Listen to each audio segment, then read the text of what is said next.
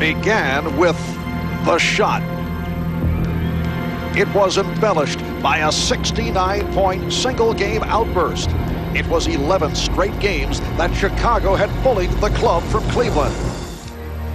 But not unlike a boy who finally stood up to his big brother, these Cleveland Cavaliers are making the world champions take notice. Yes, Michael Jordan has continued with his punishing onslaught. In the past, that was enough needed to force a meek surrender. But the Cavs now refuse to back down. Newfound guts and determination has sparked their cause, while leaving the Bulls in disbelief. In Game 4, the Cavaliers out-hustled and out-muscled as they tied this best-of-7 series at 2-all. Their confidence has grown. They believe an upset is possible. Can Michael Jordan now rally his teammates to perform at their level of championship excellence and to once again beat the team they once dominated? The answer is coming up next.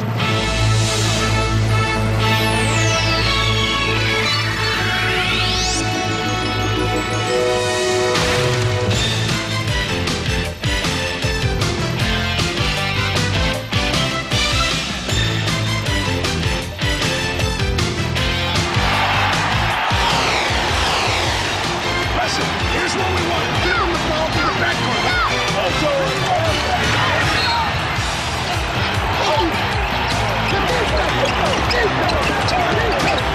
Jordan.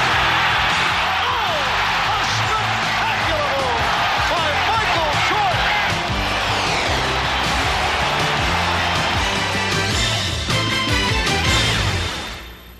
This is the NBA on NBC.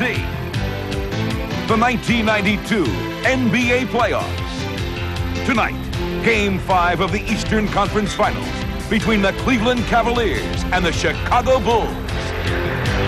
Chicago Stadium will be jumping tonight. A capacity crowd, better than 18,000 turning out for the pivotal Game 5 of this best-of-7 series. 2 hours ago, Michael Jordan made his way to the stadium, still fighting off congestion and the hard hit suffered in Game 4 on Monday, but he told us his condition has improved immensely. And Mark Price, Cleveland's superb point guard, arrived feeling much better after his bout with a stomach virus. We welcome you to our prime time coverage of the NBA on NBC. Hi, everybody. I'm Marv Albert, along with the czar of the telestrator, Mike Fratello. And while the Cavaliers look to be a club coming together, suddenly the NBA champion Chicago Bulls look to be going at each other. Scottie Pippen has lashed out. He's very unhappy about being out of the offense. He says Phil Jackson has slowed down the tempo, which has hurt the club. And B.J. Armstrong is upset that Phil Jackson and Michael Jordan have criticized the play of the bench. Well, the players are entitled to their varied opinions, but what counts is producing on the floor. Michael Jordan, about the same as the regular season, 30 points per game. The point guard combination of Paxson, B.J. Armstrong, they're not far off their regular season productivity. Areas of concern for the Chicago Bulls. The forward position. Pippen and Grant combined during the regular season shot 54%, averaged 35 points. Here in this series, shooting 48%, just 30 points between them. The combination at the center spot of Cartwright, King, and Perdue during the regular season, almost 20 points per game and 12 rebounds. Down in this series, just 9 points combined and under 6 rebounds. So it's easy to see that the other guys, the supporting cast, must come to the call of Michael Jordan. And Mike, in Game 4 on Monday in Richfield, the Cavaliers changed their offensive philosophy, and it certainly did work. A very slight adjustment. Doherty, who was the focal point down low in the post position early, 16 shots a game in the first 3 games, a little change by Lenny Wilkins. His idea, let's get Nance off early, and certainly Larry Nance responded by knocking out some early jump shots.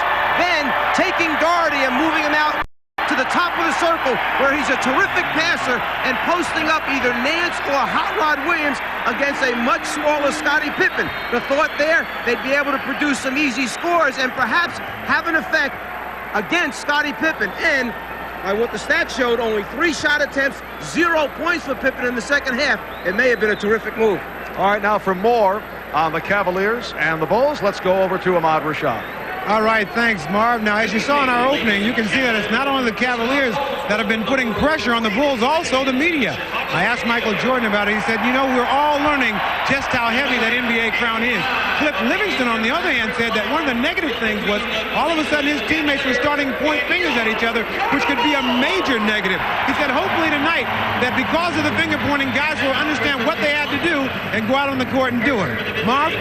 All right, about it coming up. It's Game 5 of the best-of-7 Eastern Conference Final as the NBA champion Bulls look to put their differences aside and turn it around before the home crowd. Yeah, baby. What time is it?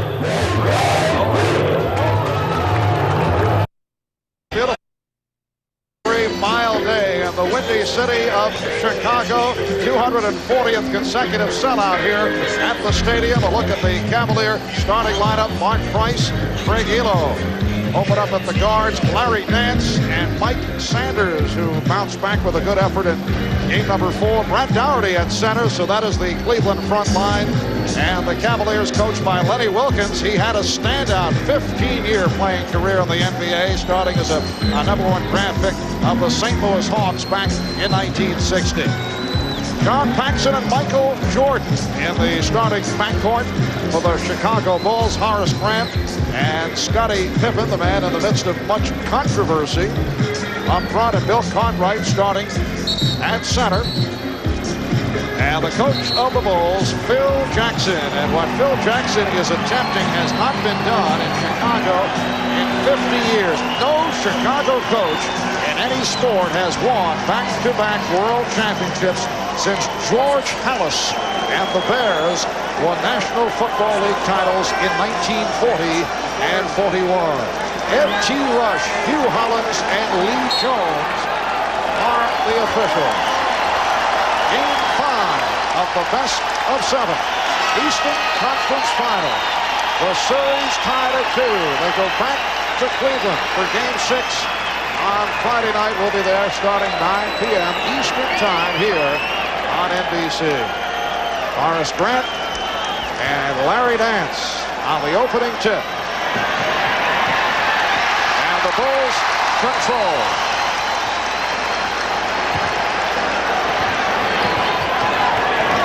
Jordan, played by Ehlo, uses the screen. And the rebound comes to Nance. Jordan trying to draw the foul on Ehlo. There's Mark Price, who told us he is feeling 100% better than he did on Monday. Now Daugherty operating down low, went to the turnaround. Handled by Nance, who comes off a very strong performance in Richfield. Price, yes. And the Cavaliers off to the 2-0 lead. And right where Price shot that, there is a bunch of rosin on the floor in front of the Chicago bench. They need to get that wiped up before a player goes down and slips on it. Here is Cartwright. Yes. The Bulls would like to get Cartwright involved early, and he was able to work for the excellent position. So the game is tied at 2.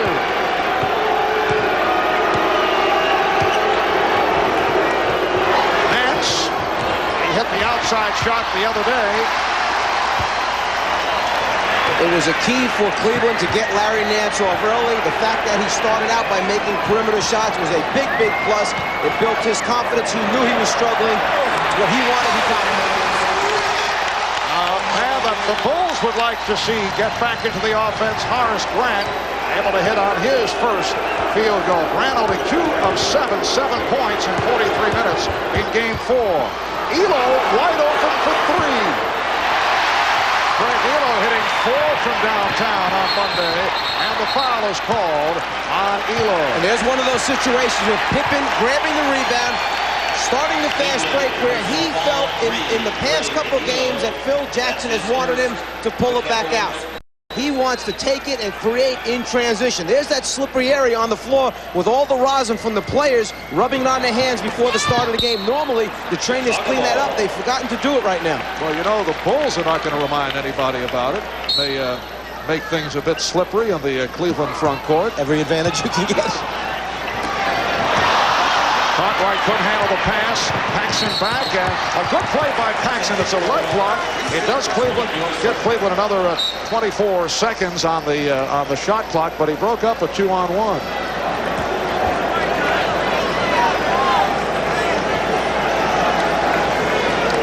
Two minutes gone by in this first quarter, and the Bulls with a 4-2 lead. Brad Daugherty out at the top of the circle again. A little move that Lenny Wilkins and his staff made before Game 4 to try and free up the other guys down low. Cavaliers have opened up by hitting one of their first 5. Pippen in the open court went 1-on-2, forced it. Well, there's his one-on-one opportunities in transition. Now it's a matter of whether or not he puts him down, and then things will start to open up for the rest of the team. And Grant with the rebound. Horace Grant had a 15-rebound game on Monday. Michael Jordan. Craig Ehlo felt that he was shoved aside, making for the easy opportunity for Jordan. The Bulls 6, and the Cavaliers 2. And the only player that has not had a shot so far is Paxson for the Chicago Bulls. They're trying to share the basketball, move it around, and get the team aspect back into the game. Cartwright jumping out for the steal. Phil Jackson was concerned in our chat before the game, mentioned that he did not want to see Cleveland get out early. Here's Jordan. There is the fear by the Bulls that, not that will dictate the outcome, but the crowd has turned on them as they did back in game number 2. Price barely caught the rim, but the Bulls certainly want the crowd going for them, as was the case for the Cavaliers the other day in Richfield. This time Michael dunks one of Scotty does. They'll be right back on this side. It's a 3-on-2. Here's Sanders. Cavaliers had hit only 1 of 7 prior to the drive by Mike Sanders. Mark, every outlet pass that Chicago has attempted after a miss by Cleveland has gone to Scottie Pippen. Michael Jordan and Paxson just take it off down the floor. They put it in Pippen's hands early. Oh, beautiful move by Jordan. He beat Ehlo. Ehlo was hoping for some help, but Jordan able to work his way to the basket. And if you're sitting there wondering how can something like that happen where it looks so easy, it's because the players are anticipating help from certain areas when Michael Jordan has the basketball. Obviously, there was a breakdown that time. And Mark Price able to bank it home to bring Cleveland within 2. Here's Pippen. Scottie Pippen certainly has come out looking for his shots. That can be good or it can hurt, because at times he can get into a situation where he will force the issue. But the one thing I don't think will ever happen with the Chicago Bulls team is where suddenly Scottie Pippen winds up taking 33, 35 shots a game. It's just not going to work that way. And I think the other players on the team understand that Scottie was a little bit frustrated after Game 4. They're willing to live with it, let him try and get off early, and then bring him back in the fold of the team concept. As Pippen with 13 points in the first half on Monday, and attempted only 3 shots, 0 for 3 in the second half, and as we mentioned earlier, was upset about not being part of the offense. Good job by Grant on Nance. Shot clock at 4. Grant off the steal.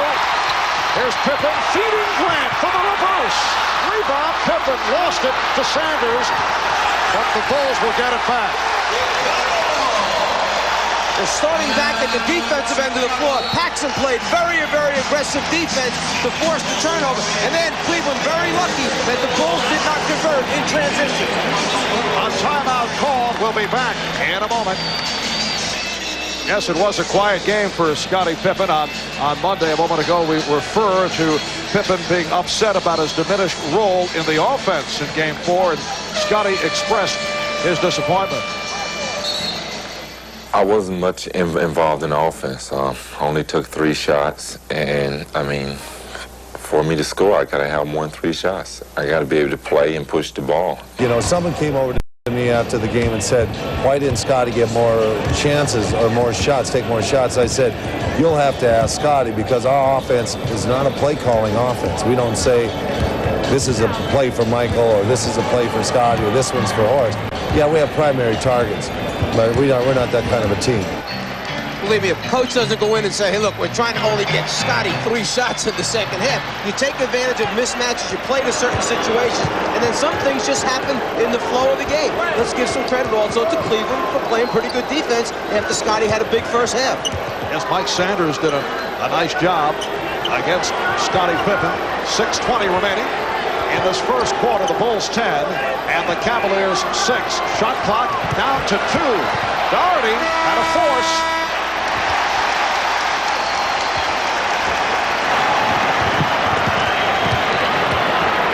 Cavaliers also did a very effective job, as they say in coaching parlance, jamming on the Cavaliers, preventing fast breaks. Jordan was stopped. Nance got a piece of it. Here's Elo moving on Paxson, and the foul is called.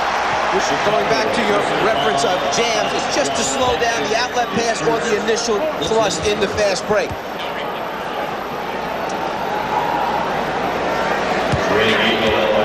And that prevented the Bulls from making the move on the transition, and the Cavaliers have been very effective at doing that.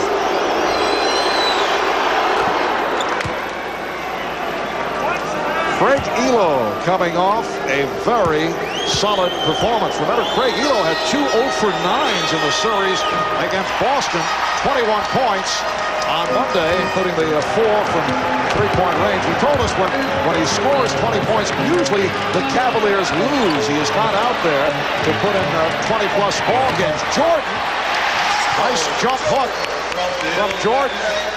A post-up move by Michael for his 3rd field goal. It's one of those examples, though, when you have a Mark Price feeling as badly as he did, you're asking other guys to step up, and Elo was one of those guys who had a very, very big game to help him to the victory. In fact, Elo reminded us, as Doherty was stripped, Elo on the recovery, and Elo able to score. He reminded us when Michael Jordan hit the shot to beat Cleveland several years back. He scored 24 points, but he was left kneeling on the sideline watching the Bulls celebrate the moment. Alley-oop did not work, and back comes Elo. Bulls with a 3-point lead, just under 5 remaining in this first quarter. Sanders off the nice lead thrown by Craig Elo. Crowd upset. They felt that Sanders took a couple little shuffle steps before the layup attempt. Price got a hand in to poke it away. Here is Jordan. A loose ball foul is called. Let's go back a moment ago to the battle between these two guys, Jordan and Elo. They try to get Jordan down low in the post area, and as Phil Jackson has said, he's our best post-up player in the paint. In transition, that guy run in the middle of the floor. This time, it happens to be Sanders. The crowd reacts, feeling he took a little shuffle step there. What counts is the 2 points. Foul was called on Nance. Pippen now being guarded by John Hot Rod Williams. Here's Pippen. And rebounded by Williams. 2 times he's gotten to the rim and gotten some bad rolls. Mark Price with his 3rd field goal. He has 6. As we mentioned earlier, Price said he feels 100% better. You can see as Jordan goes to the hoop. What extension by Michael Jordan. And the Bulls lead by 1. When Price came out in Cleveland on Monday, he was not looking for his shots. He was just looking to give his club a lift, which he did over 30 inspirational minutes. But he has been looking for the shot here tonight. It only takes one move by Michael Jordan to make this crowd wake up. Although the decibel level didn't reach all the way to the top, that one there brought them out of their seats a little bit. If he throws it down, it brings them all the way out of their seats. And at the other end, Jordan was called for the foul. 3:50 to go in this first quarter. Price, yes, 8 points for Price, and the Cavaliers lead by 1. The screener that time was Nance. The passer that time to Price was Doherty. Doherty at the top of the circle is the adjustment Lenny Wilkins has made in the last game and the beginning of this one. Pippen taking Williams off the dribble, then got it to Grant. There's the thought process for Scottie Pippen. He had a couple roll off the rim, so this time he creates off the dribble, drops it to a teammate, and gets somebody else involved in the Chicago Bulls offense. A timeout called by the Cavaliers. Well, with the Chicago Bulls showing vulnerability in the playoffs, first against the Knicks and now against the Cavaliers. Several Chicago players have candidly talked of their lack of hunger, and we talked about that with Michael Jordan. I mean, when you're trying to repeat, it's a lot difficult than the first time, I think, because you have a sense of that accomplishment, so you kind of lose that edge a little bit for the hunger for reaching it once again. That's the problem that we're dealing with. And if you look at the past back-to-back winners, I mean, they had a difficult time the second time around because mentally it's tough to raise your level of challenge to what it was the previous year. And that's the biggest difficulty that we're going through right now. Mike, I understand what he's saying, but a fan here in Chicago could look at that as a cop-out. He's looking at the big salary and he's saying, hey, what is this about lack of hunger? How could a player have lack of hunger when he's earning that kind of money? If there's one guy that I would never mention the word cop-out about, it's certainly Michael Jordan. And it's not like this team came out, Mark Price with the three-pointer. It's not like this team came out and just played half-heartedly during the regular season. They were on a torrid pace the entire year to break the NBA record. Fell a couple games short, and now just because it gets tougher in the playoffs, teams are more prepared. Some of the guys are banged up and injured and not shooting real well. It's been a struggle. They're not breezing through it like 15-2 in last season's playoffs. But is that a rationalization after they're having problems? The Knicks played so well against them. The Cavaliers have certainly done a nice job. Doherty was blocked. Here comes Pippen. Cavaliers able to get back. Pippen is stripped by Price. And then has it knocked away by Grant. Grant kicked it out. It will be Cavalier ball. And it all begins with shot blocking and defense. Doherty trying to come up on the other side of the rim, rejected. Down the other end, trying to split two defenders. Pippen just loses control of the basketball. Mark Price comes up with it to start to break the other way. Bulls with a 1-point lead as we approach 2 minutes remaining in this first quarter. Williams posting. Shot clock at 3. Hot Rod Williams. Last touch by Cartwright. Hot Rod Williams not having as easy a time against Grant as he did when he had Pippen on his back in game number 4. Yes, Hot Rod able to bounce back from the subpar performance in the previous game. Had a good one on Monday. Now Price will sit down, and the rookie from the University of Oregon, Terrell Brandon, who has played well the last couple of games, has come on for Price. Brandon, a first-round draft pick, the Pac-10 Player of the Year last season. Pippen is now guarding Nance. This is Brandon with it. Played by Jordan. Williams went behind the back, had it knocked away. B.J. Armstrong, who just checked in, gets to the loose ball and leads Pippen. And Pippen upset. On several occasions, he's felt that he has been fouled and has not received the call. Bulls lead it 18-15. Greg Elo from deep. Rebounded by Williams, and he is hit.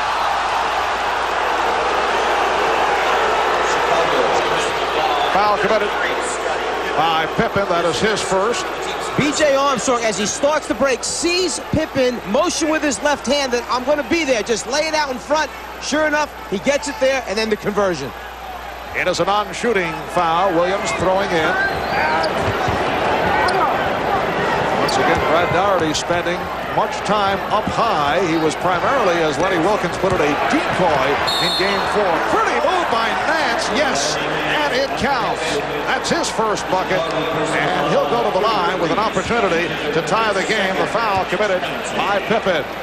In talking with Larry Nance, he has told us, I feel very comfortable playing down low. It's just a matter that we have a Brad Doherty on our basketball team, and Lenny's offense has been structured so that Brad's the go-to guy down low. But when you get him posted up against a smaller opponent, it's problems. The game is tied at 18 with 1 minute remaining in the first. Jordan takes the hit. Nance came over to cut the alley, and the crowd reacting in sardonic fashion as the foul was called against the Cavaliers, Larry Nance. In basketball, you go as the flow of the game goes. It's not that you can plan it ahead of time as to what you're trying to do and not do many times.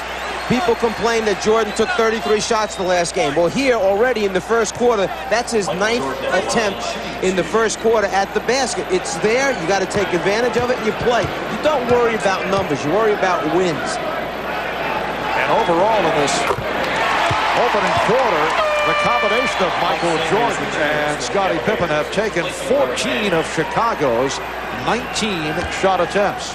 Mike Sanders now replaces Larry Nance, who sits down after picking up his second. Brad Daugherty has injured his right hand. He banged it in a collision under the basket at the Bulls' end of the floor, and he's been holding on to it now for the last 2 or 3 possessions down the floor. His shooting hand, his right hand.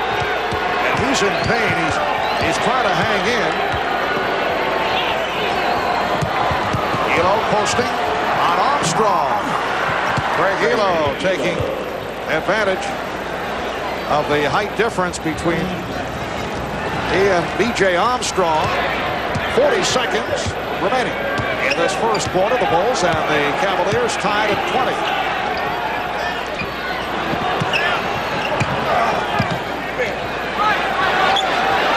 Shot clock down to 5. Jordan through the hands of Daugherty. And the save attempt went astray. Cliff Levingston, who just came on, trying to save it. Again, Daugherty on that last rebound, he went after it, but he went after it not what you would call aggressively, and that hand is bothering him.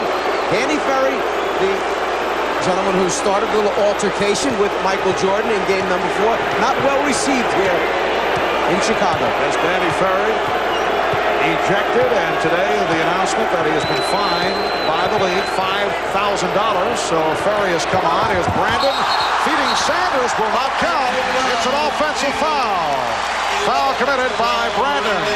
And if you're trying to find the guy to inject some enthusiasm, it's Cliff Levingston with this play. Levingston plants himself in the lane, does the small things there, absorbing the offensive foul. Levingston, a great lift in game number 4 for Chicago. Yes, he came off the bench, sparked the team with 8 consecutive points. Levingston with the inbounds for Grant, time running down. Here's Hodges with a rare drive. 5/10 of a second left. Sanders. So that's the end of the first. That's one of those plays that you practice all year. You get to use it maybe 2 or 3 times, and when it works, with just a few seconds remaining, it makes everyone happy, and you realize the importance of preparation during the season. It is unusual to see Craig Hodges take it to the basket, but he did with authority to give Chicago a 22-20 lead after 1.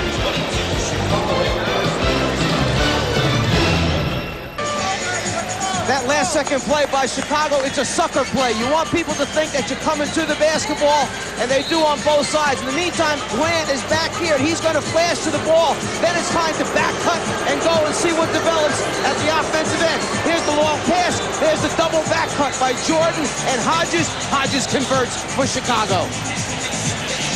Now, a few moments before that, the injury to Brad Daugherty. He makes a terrific offensive move, but hits his hand on the rim on the follow-through after he gets the shot blocked by Grant. And Brad Daugherty remaining on the Cleveland bench as they check him over. Danny Ferry on the floor with Daugherty departing. 22nd timeout has been called. Let's go over to Ahmad.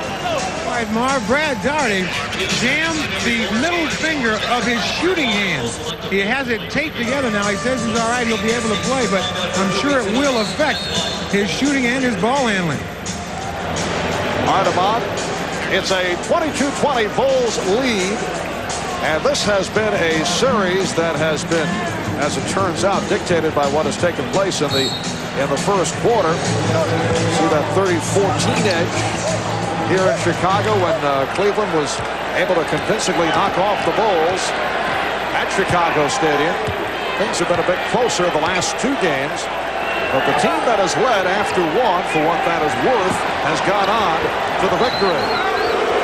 Well, Ferry hearing the boos every time he touches the ball, and a foul is called. Cliff Levingston getting early time off the effort in Cleveland on Monday, and Livingston is called for that foul. And Livingston was one of the key parts of this team in their playoff and championship drive a year ago, and it's a matter of giving him the minutes on the floor. You understand what Cliff is going to do, what he can do, what he can't do, but one thing he gives the team is energy, enthusiasm. That's one thing they've been missing. And Craig Elo able to convert again using that size advantage against the 6'1" B.J. Armstrong. Cavaliers shot only 9 for 21 in the first quarter. The Bulls hit 10 of 21. Enos tied at 22. Here's Livingston, and he was hacked. The lane opened up for Cliff Livingston because when he received the ball, Chicago was trying to post up Michael Jordan down low. The man playing Cliff backed off, saying, shoot the ball. Instead, Cliff improved his angle, saw the lane, took it to his right-hand side, and now the opportunity at the free throw line. Sanders called for the foul. Phil Jackson now has a front line of Livingston with Grant and Scott Williams. Jordan and Armstrong in the backcourt. Cleveland always boxes out the Chicago guards. They put a man next to the people on the free throw line because Chicago, particularly Jordan and Pippen, like to crash in there and try and come up with some easy scores off of missed free throws. Cliff Livingston, not a good free throw shooter. And the Bulls' foul shooting has been off the mark. Nice play by Ferry. It's worked to Williams. The extra pass costing the Cavaliers, but it was deflected out by the Bulls. So the Cavs have 20 on the shot clock. Craig Elo never realized he had a layup. All he had to do was elevate and slip it over the front of the rim, but it's easy to say it's sitting over here. I would say that about many of your statements. Here's Brandon. And the Cavaliers lead 24 to 22. You throw those in just when you know the ball's going through the net all the time. That's the only way. Clive Albert with the czar of the telestrator, Mike Fratello and Bob Richard. Michael Jordan is now 4 of 10, but Scott Williams able to convert on the rebound. Scott Williams has played very well during the playoffs. Had an excellent game. Game 3, a playoff career high of 10 points. Williams jumping out over Hot Rod Williams, and he's called for the foul. Scott Williams, a second-year man out of North Carolina, signed as a free agent. And we're talking about the good work of Cliff Livingston, a man who played for you for a number of years as a member of the Atlanta Hawks. He emerged in the playoffs last season, his second year with the Bulls. Livingston guarding Sanders, who goes right at him, and the foul is called. Cliff is a guy you would call a quick leaper, also one of those type players who can go up a second and third time, and that is so unusual when they're battling off the boards. As well as Cliff Livingston has played, one of his problems is that he's a tweener. He is a small forward, size, meaning height, etc., but his skills are not those of a small forward. Perimeter game, passing, dribbling, etc. But on the other hand, he has the power forward moves of aggressiveness on the glass, second and third effort, but he's not as tall as a lot of the power forwards, so he gets caught in between sometimes, but you can never question his zest for the game and the fact that he comes and shows up to play every night, all season long. You can count on Cliff. Cavaliers lead 26-24. Michael Jordan unleashing. He has 12, and he's tied the game at 26. As he ran a little curl move, he drew 3 players, and it was like all 3 of them couldn't decide who was going to go after him. Here's Elo for 3. Ferry able to rescue. Both Ferry and Elo went down. Shot clock at 5. Sanders from deep. Elo able to get another opportunity. And Scott Williams starts back. I'm not sure Craig Elo really wanted to shoot that shot. He should have pulled it back out, got something better for the team. Armstrong. Good hustle by Brandon to come up with it. Cavaliers have a backcourt of Brandon and Elo up front. Williams with Sanders and Ferry.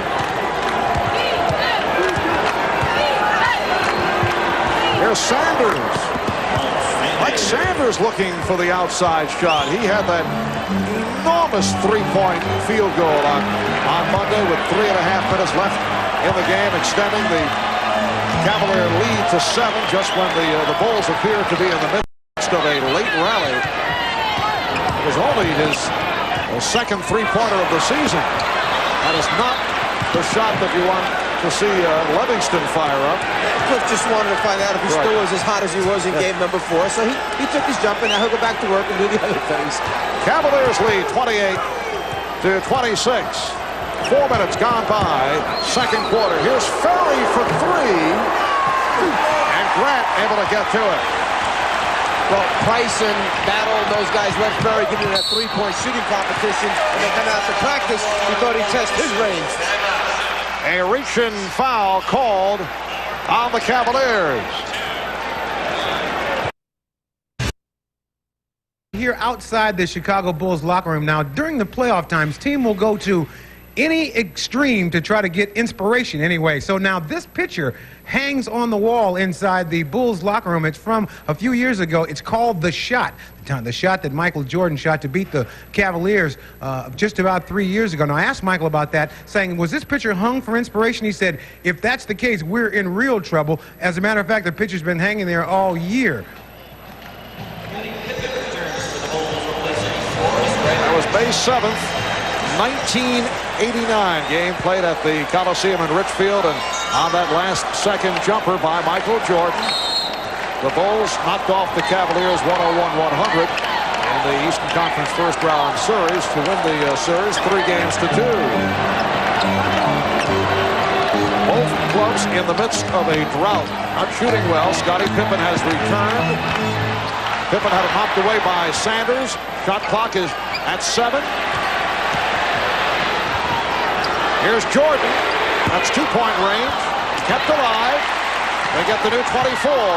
Deflected out by Sanders. It will be Chicago ball. Bulls lead, or I should say the Cavs lead 28-26 with 7.5 remaining in this first half.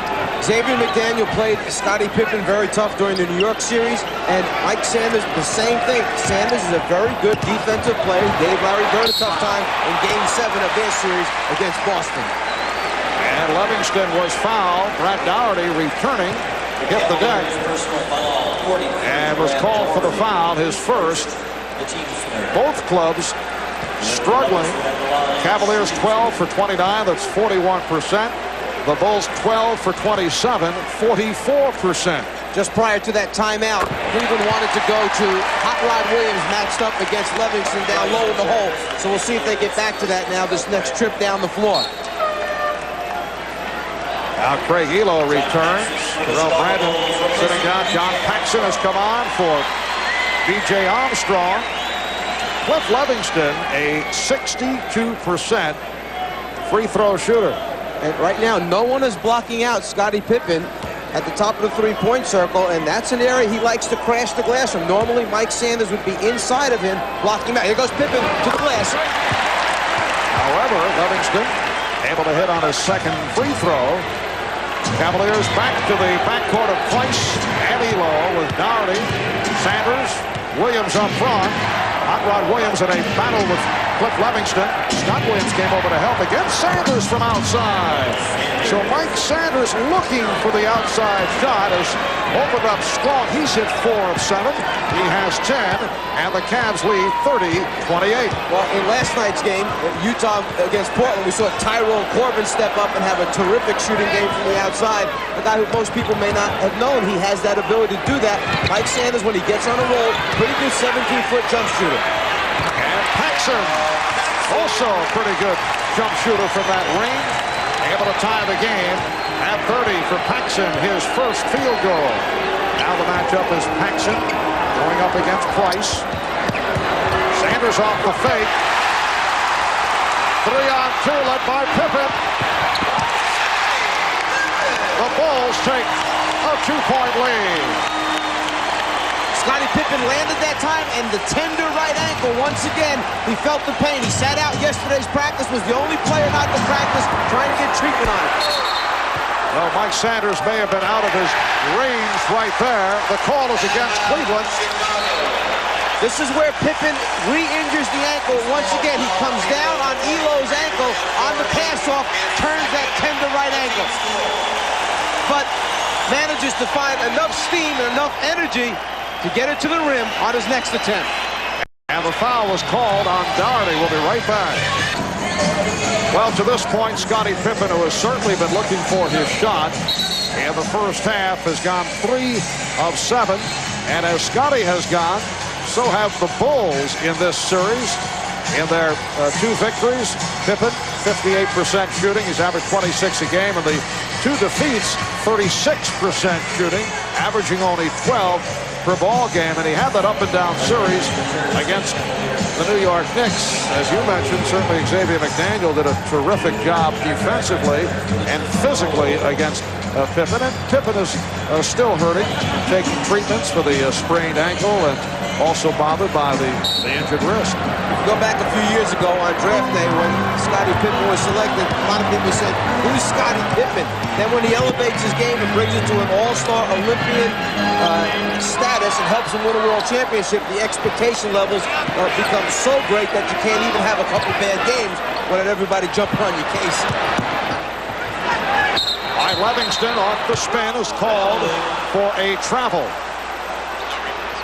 You have a few guys right now getting a little bit out of character, trying to do a little bit too much. One end Livingston, the other end Sanders.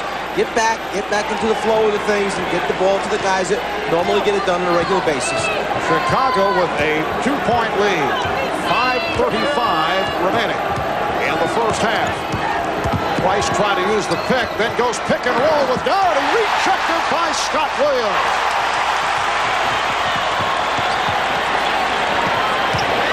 Williams had his eye on attempting the shot, and as a result, lost the handle. Here's Price.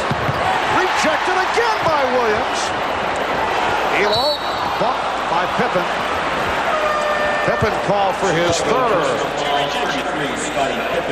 Both of these teams have the ability to change shots. Normally it's Cleveland, it's number 1 in the NBA, but now Chicago, the one shot blocked by Williams, and then the second one, and he doesn't care whether it's a big guy or a guard. He takes no prisoners, just go after it, change and block. Pippen sitting down.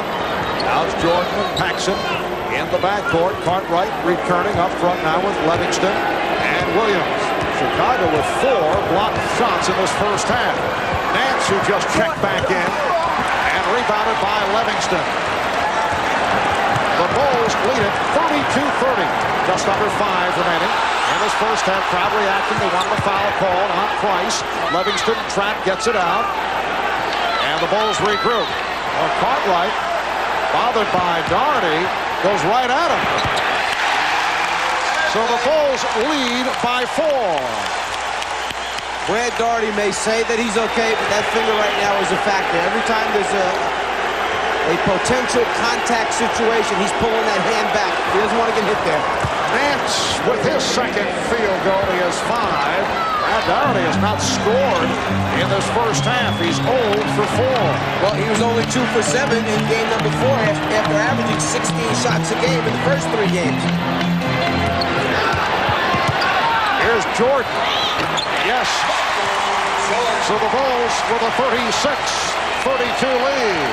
14 for Michael Jordan. He's the high man. He's 6 of 13 from the field.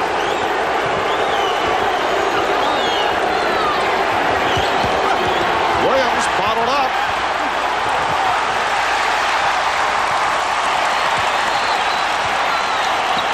Jordan played on a switch by Sanders. That won't count. Sanders with the foul before the shot attempt.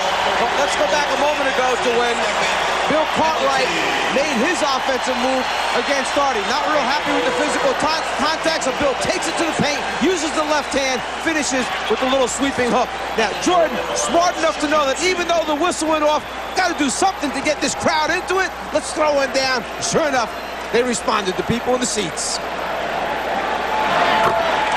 Jordan is now 3 of 3 from the line. Michael Jordan presented with his 3rd Most Valuable Player award last week. Look at the last 9 MVPs. Larry Bird, Magic Johnson, and Michael Jordan over the last 9 years. In Incidentally, Magic Johnson will be joining Dickenberg and Steve Jones for NBC's coverage of Portland and Utah tomorrow night, starting at 9 Eastern Time from Salt Lake City. Craig Elo with 9 points, and the Bulls with a 38-34 advantage. We approach 3 minutes remaining in this first half. Jordan. Oh, he left Elo standing. The decision has to be made. Do you force Michael Jordan to the baseline, or do you bring him back to the middle of the floor when he catches it sideline extended along the sideline area at the offensive end? Nance. He thought he was pushed. The Bulls with a fast break. Michael Jordan able to convert, and the Cavaliers want to talk it over.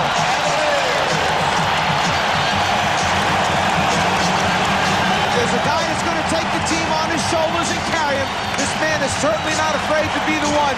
Jordan with the quick step and move to the basket. Then in transition, up over the top of Mark Price for the finish. Coming up on the Prudential Halftime Report, we'll focus on the Western Conference Finals between Portland and Utah. We'll get an update on the eye injury suffered last night by Utah guard John Stockton, and we'll talk live with the Blazers' Clyde Drexler.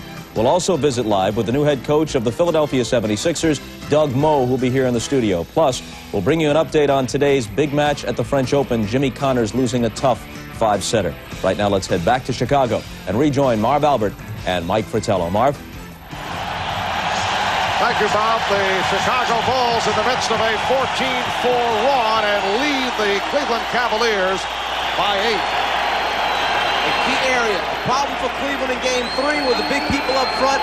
Points in the paint where mostly the big guys operate. Obviously, Chicago, a decided advantage. This quarter alone, 12-zip in favor of the Chicago Bulls. You know, Doherty not having points, that's one thing. You can get away with that because in Game 4, Hot Rod and Nance both responded. But up to this point, Hot Rod has no points. And he drew the foul. It was blocked by Scott Williams. You recall back in Game 3, the Cleveland front line did not produce offensively. Hot Rod Williams able to turn it on Monday. Scott Williams committing his second. The Bulls have hit their last 6 field goal attempts, and they have their biggest lead of the night.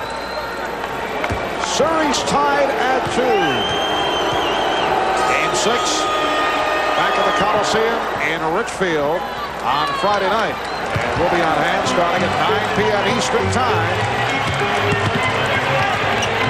6-point Chicago lead. 2:20 remaining in the first half.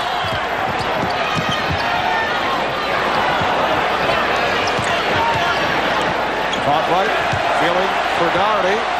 Goes to the fadeaway and is rebounded by Williams, who's fouled.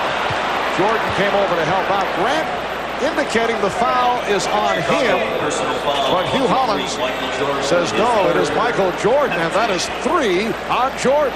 That's the tremendous awareness that NBA players have on the floor. As soon as the foul took place, Grant put his hand up in the air, saying, I'd rather pick up the foul on me than have Michael get one, but Hugh Hollins along the baseline immediately waved it. There's the hand up. No, Hugh Hollins said, I know who fouled him first.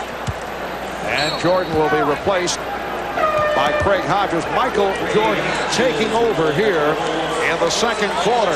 Overall, 8 for 15 for 20 points, and he'll sit down. There's been some questioning of Lenny Wilkens. Why hasn't John Battle played in a couple of these playoff games when he was such a big factor during the regular season? The reason is the fact that Lenny wants to match up. When Hodges comes on the floor, he wants Battle in the game. Hodges hasn't come on the floor very much during those 2 games that Battle sat. Here he is, but only 2 minutes remaining. So Lenny feels, why change something that's going good? I stay with the guys that are playing well. He wants size on Jordan. Craig Hodges, who did hit that driving layup to end the first quarter, is now 1 for 15. I'll make that 2 for 15 from the field in this series. Paxson knocking it away from Price. Minute and a half to go in the first half. Paxson doing it off the dribble. John Paxson with his second field goal, and the Bulls lead by 6. And we're seeing one of those rare moments when the Chicago Bulls operate in a meaningful part of the game without either one of their superstars, Michael Jordan or Scottie Pippen, out on the floor. Both sitting down with 3 personals. Rod Williams. And Scott Williams, who has done an excellent job off the boards, able to get to it. You're mentioning the shooting woes of Craig Hodges. Would you like to leave him alone for an uncontested three-pointer?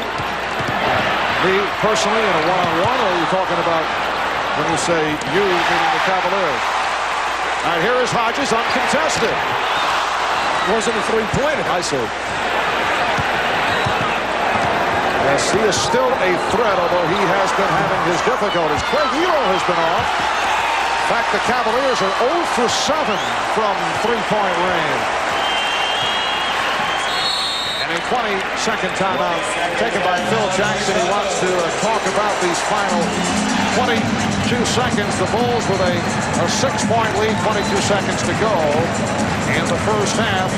Looking back at this series, game number 1, Scottie Pippen came up with a 29-point, 12-rebound, 9-assist performance, and Chicago won here in Chicago. Then the surprise, the Cavaliers, led by Brad Daugherty, who hit for 28, able to come back and win 107-81, that tied the series.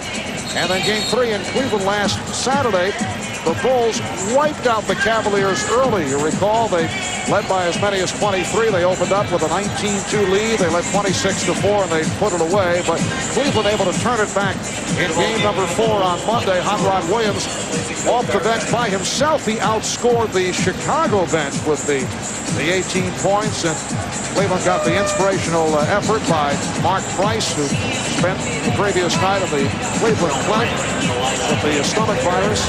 And the Cavs able to even the series on Monday. Well, Michael Jordan has checked back in. Bulls will hold for a final shot.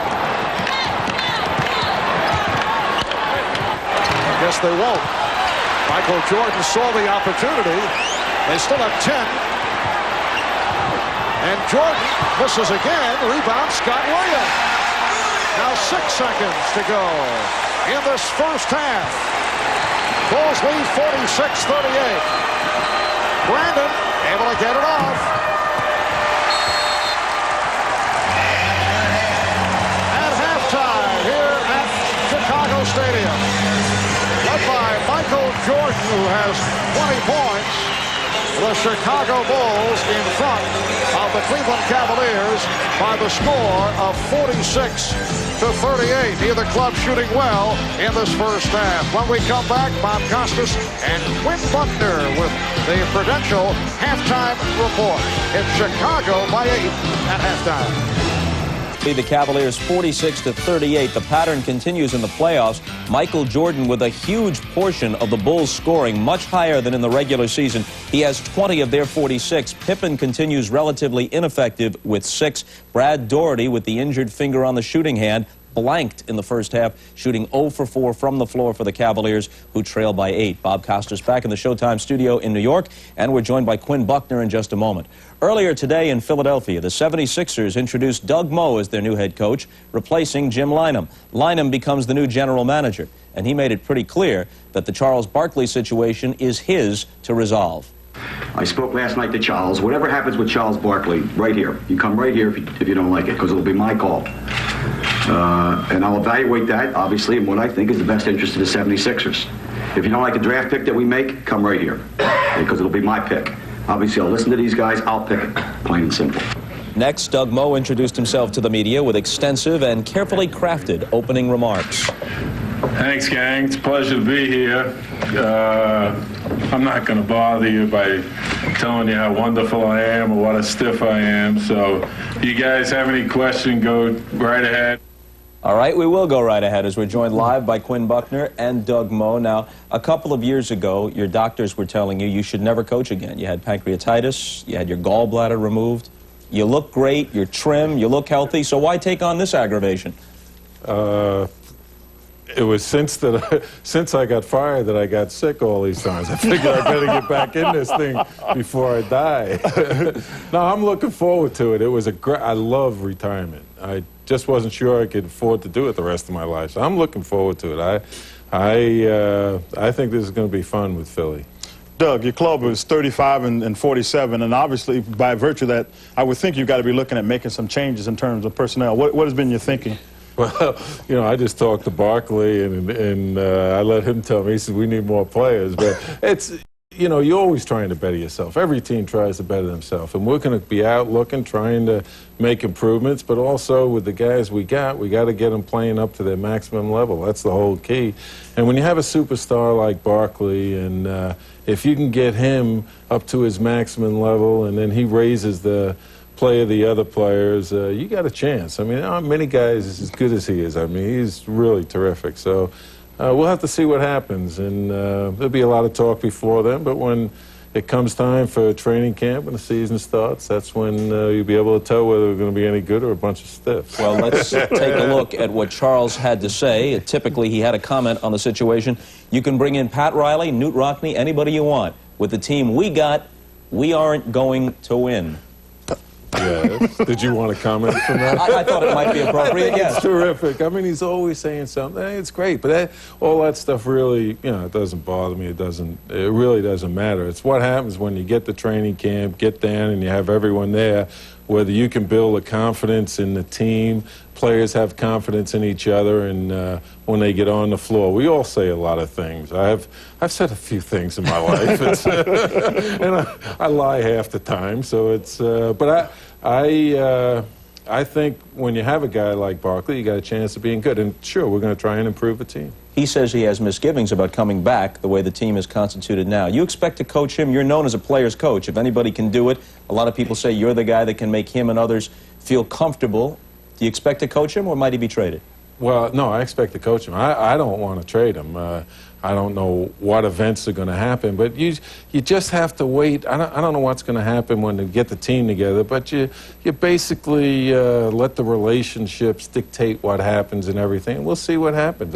I'm looking forward to it. I don't know whether Charles is or not for what he says, but it's, let me tell you, I don't worry about those things. I think when you get together and you form a relationship, I always believe things are going to work out. So I think we'll be a good team. One last thing. You're looking very dapper. Ordinarily, you don't pay much attention, even down to the socks and the shoes. Keep it up, guys. My summertime look, but I've got my wintertime look, which I look like walking death in the wintertime. But hey, Riley, I sitting back this year and not doing anything, retirement, I felt good, looked good. Riley looked like, I mean, he looked awful. And he was winning. I mean, that's what it does to you. But I'm feeling good right now. Let's hope you can make the same statement at the end of next season, right? Congratulations, Doug. Bless you, guys. Switching gears and quickly, the Western Conference Finals continue tomorrow night in Utah with Game 6 between the Trailblazers and the Jazz. Portland leads 3-2 after winning at home in overtime last night. The Jazz played the entire second half without John Stockton after he was inadvertently poked in the eye on this drive by Clyde Drexler right at the end of the first half. Fortunately, the injury is not serious, and Stockton will play tomorrow night. His attitude is he will go 100% without thought to the eye, but one doesn't know. You know, if there's still some blurriness, heaven only knows how that would affect your shooting or your movement, the speed they play.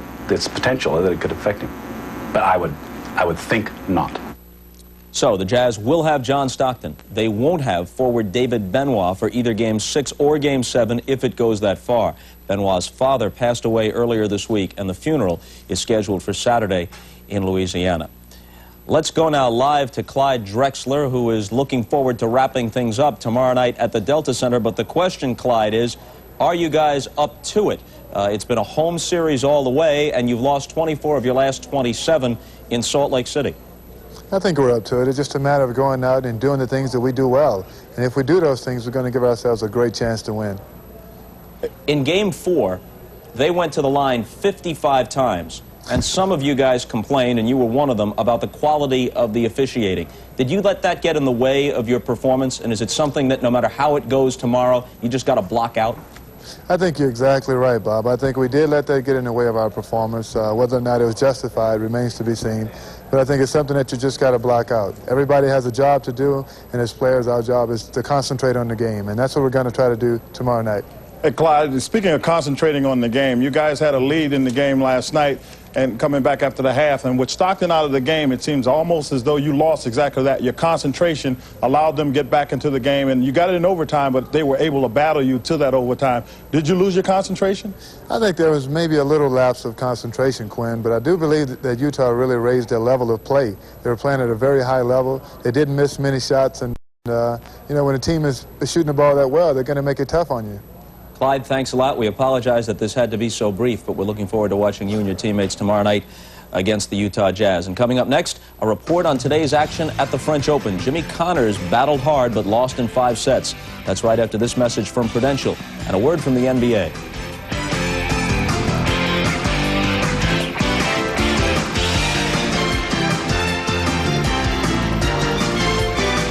But the main attraction was the center court match between Jimmy Connors and last year's Wimbledon champion Michael Stich of Germany. Connors had the lead after 3 sets, but a shoulder injury proved to be his undoing as Stich won the last 2 sets, 1 and 2. Bud Collins has the story from Paris. Michael Jordan can fly, but in Paris today there was an elder strokesman who picked up the city on his shoulders and flew across town and nearly beat the Wimbledon champion Michael Stich.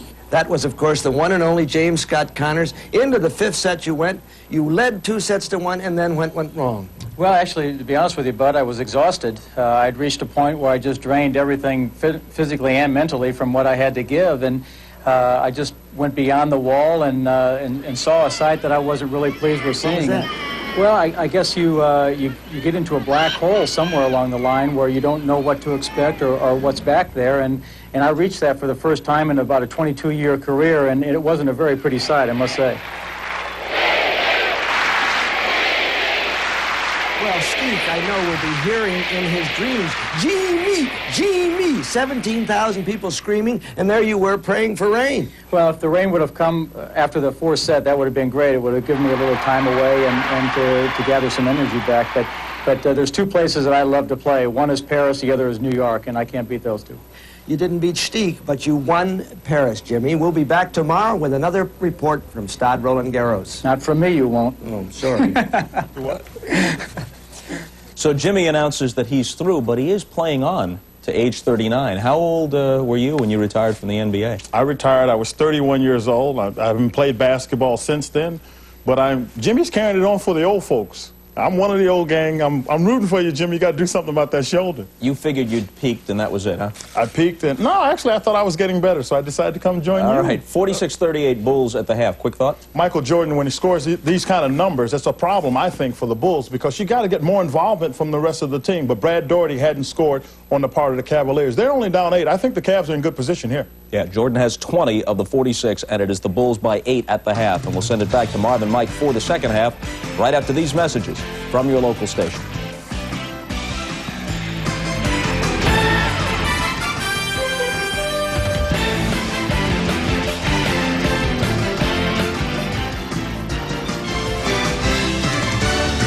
The Bulls at halftime leading the Cavaliers by 8 and a very poor shooting first half for the Cleveland Cavaliers. Well, the front line defense of the Chicago Bulls has been outstanding. They've pressured the big people.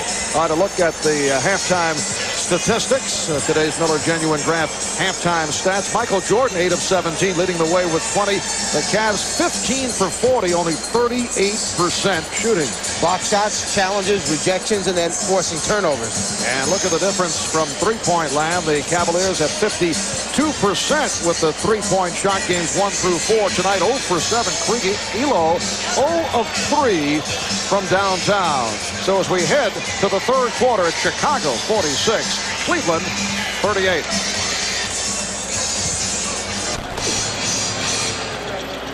Thanks, guys. Interestingly, Jay Leno on tonight's session of the Tonight Show will have Joe Pesci, who, as it turns out, is playing Mike Fratello in the life story of the Czar. What a coincidence.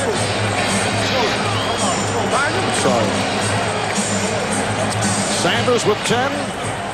leading the Cavaliers. Jordan leading the Bulls with 20. And that's a telltale sign on the Cavaliers when Mike Sanders is the high point man. The rest of the front line has suffered. Nance 2 out of 5, 5 points. Doherty 0 for 4, has not scored.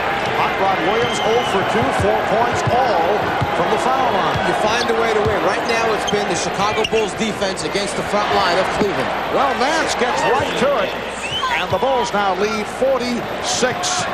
Third quarter underway. Marv Albert with the czar of the telestrator, Mike Fratello, and Ahmad Rashad from Chicago Stadium. Better than 18,000 on hand. The Bulls trying to go back to Cleveland with a 3-2 edge. Cavaliers looking to do the same. Nance called for the foul. That's 3 on Nance. Game 6 of this best of 7 will be played in Richfield on Friday night. You'll see it right here on NBC starting at 9 p.m. Eastern Time. A big advantage for Chicago on points in the paint in the first half, 33-13. In that second quarter, 14-zip in favor of Chicago. Nice fake by Jordan. Make that 35-13 in the paint.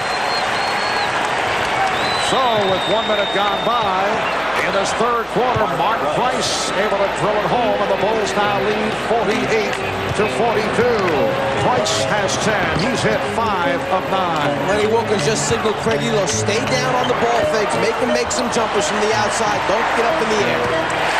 Pippen with his 4th field goal. He has 8. The Bulls 50, and the Cavaliers 42.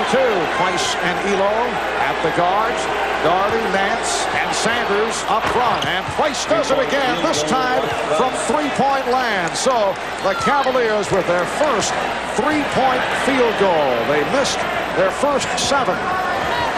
5-point Chicago lead.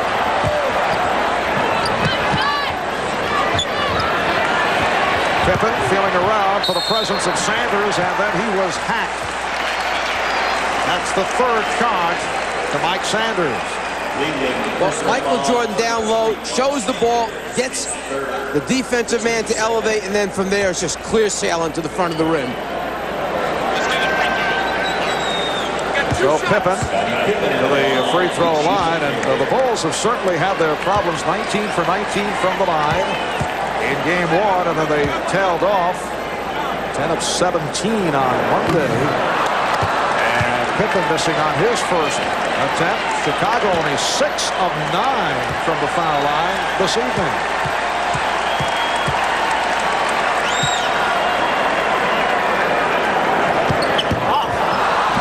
Pippen missing on both foul shots. Scottie Pippen, a 76% foul shooter. Sanders getting inside, it counts, and the foul. He was able to get position on Cartwright. Bill Cartwright may not have seen Mike Sanders coming along the baseline side that time, and then he just out-quicked him and got the shot up. Cartwright trying to react for the block, too late. Cartwright more concerned about Doherty. Instead, Doherty takes an outside pass. Sanders sneaks to the inside. 13 for Sanders. And the Bulls with a 50-48 lead. Mike Sanders waived by the Indiana Pacers back in November, spending most of his time playing pickup basketball at a health club in Indianapolis. He had played with the Cavaliers earlier in his career. They signed him, and he has played a major role in the Cavs' success. Reach-in foul on Ehlo. That is his second. It is a non-shooting foul. Cleveland Cavaliers won 57 games during the regular season. They were the most improved team of the NBA. 57 victories, tied for second with Portland, right behind Chicago. Here's Grant. He's stripped and fouled. The last move by Scottie Pippen is the type of creativity that Phil Jackson allows the basketball team. If you have someone up, crowding you tight like Mike Sanders is trying to play him, then put it on the floor, take it to the basket, make something good happen. And that number 4 on Sanders. Hot Rod Williams getting set to come on for Mike Sanders. Go back to game number 3. Mike Sanders in foul trouble the entire game. 0-point productivity. As a result, the struggling front line for Cleveland. Both Pippen and Jordan trying to settle Grant down as he went way off on that first free throw attempt. Chicago 6 of 11 from the line. Horace Grant 74% free throw shooter during the regular season. Bulls 51 and the Cavaliers 48. 2.5 gone by in the third. Here's Nance with the jump hook, rebounded by Pippen.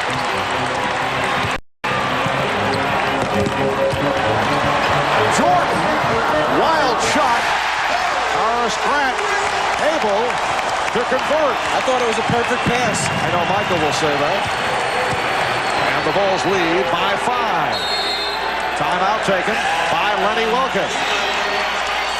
Well, Pippen gave the ball up ahead to Michael Jordan, and it was up to Jordan to create something.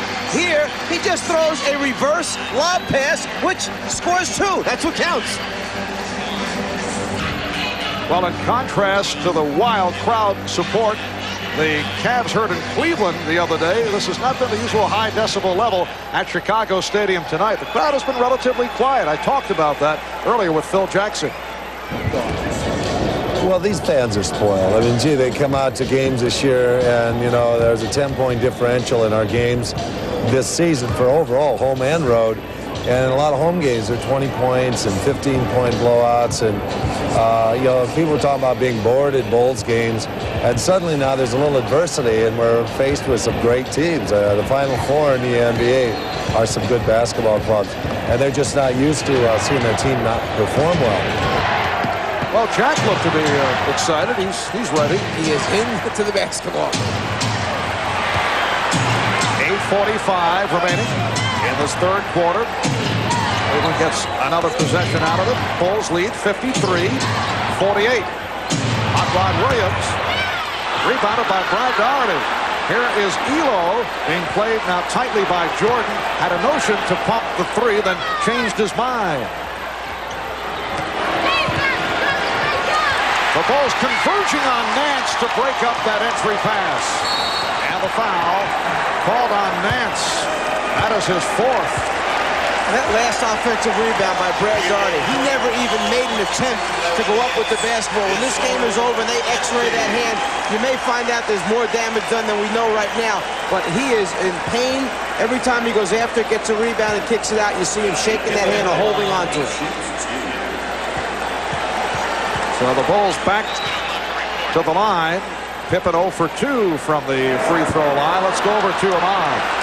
All right, Marv, on Brad Daugherty's hand, it's not actually the injury to the finger, but it's actually in the knuckle. He had the finger bent all the way back and stretched the ligaments in his knuckle. He's playing with a lot of pain, and that's why he's not touching the ball much with that right hand. Marv? Brought him out earlier in the playoffs. Brad bothered by a sprained right ankle, was able to play right through that. Bulls 54 and the Cavaliers 48. 4 minutes gone by in the third.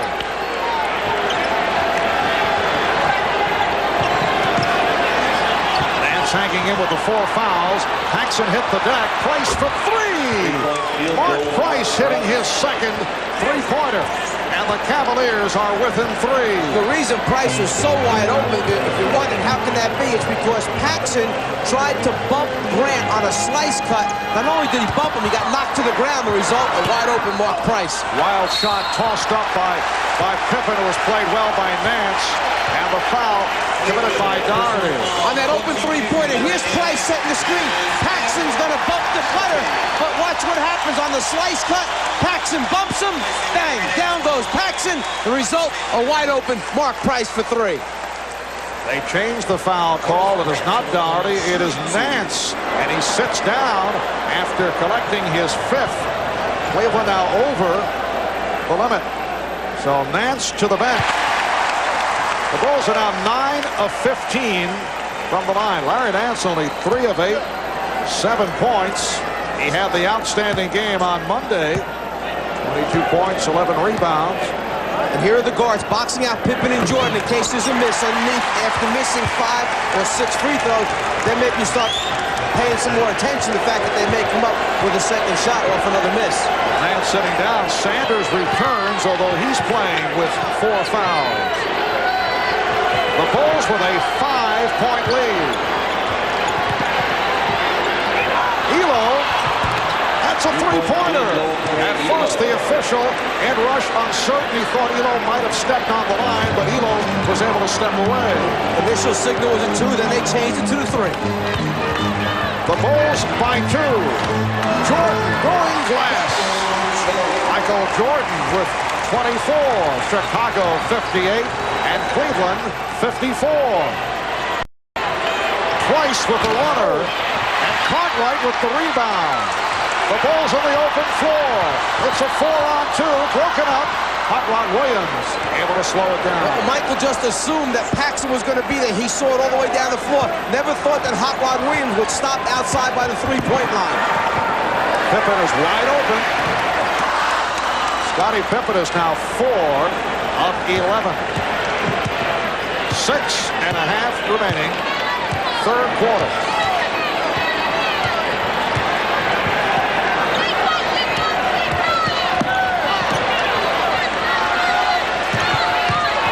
On the 24, Elo.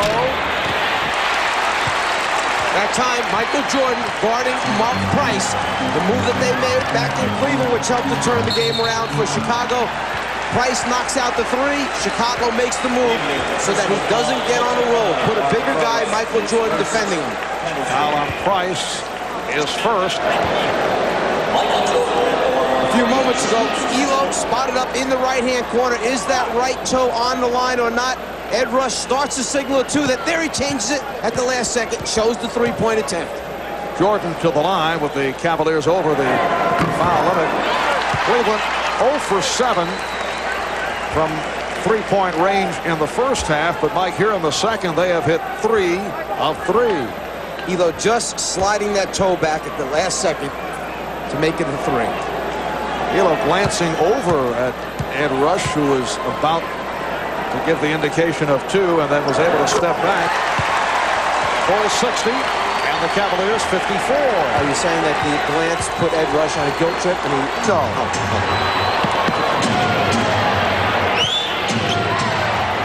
Cartwright jumping out on a switch, guarding Elo, who's looking for the mismatch. Elo. Well, that mismatch doesn't do you much good if you pull up and shoot a fadeaway jump shot from 20 feet. You got to put it on the floor, take it to the basket. Cartwright, yes. His third field goal, and it's opened up at 8-point. Chicago lead. Mark Price asking for the timeout. And now the Bulls hear the reaction from the home crowd with 5:27 left in the third.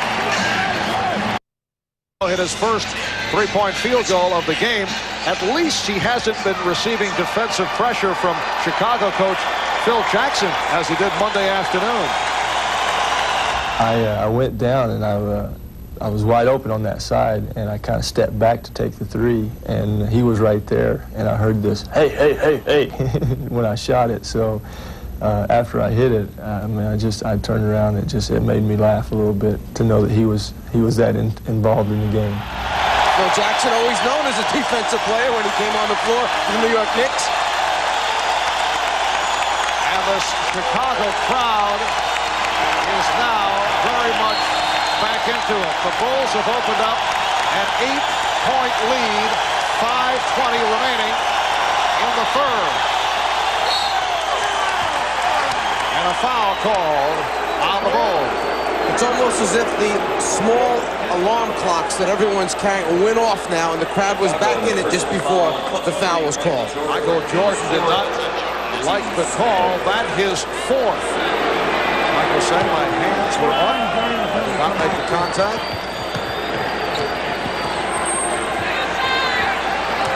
Sanders battling for position with Pippen. Price swinging away. Oh, what a shot by Mark Price. swinging away from John Paxson, and he's brought the Cavaliers within 6. 18 for Price. Well, now a decision for Phil Jackson. Do you leave Michael Jordan on the floor? Do you give him his rest right now and try and get to the end of this quarter? The concern, will he pick up his 5th? That number 5 on Mike Sanders.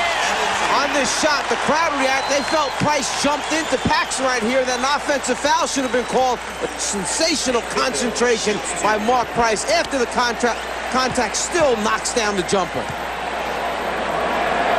10 of Price's 18 points have come here in the 3rd quarter. Scottie Pippen is now 1 of 5 from the line. Foul rundown 5 apiece on Nance and Sanders. Jordan has 4, Pippen with 3. The Bulls 63, Cavaliers 56. And here's pressure by Chicago. Hot Rod Williams getting to the open floor. That shot was altered by Horace Grant. And Chicago has not pressed Cleveland very much as they normally do during the course of the regular season or as they did during last year's playoffs. Grant with the putback for the foul. The Bulls very lively off the boards. Foul called on Williams. As we look at the Bulls this year as compared to last season, most significantly, it does not seem that the Bulls are able to go at the frantic pace defensively that was so effective a year ago. Why do you think that? Well, it's the one area that jumps out at me, that this team was a pressing, trapping, forced turnovers, double team the ball in the backcourt, and then recover quickly to swipe, steal, block shots, and then go back the other way.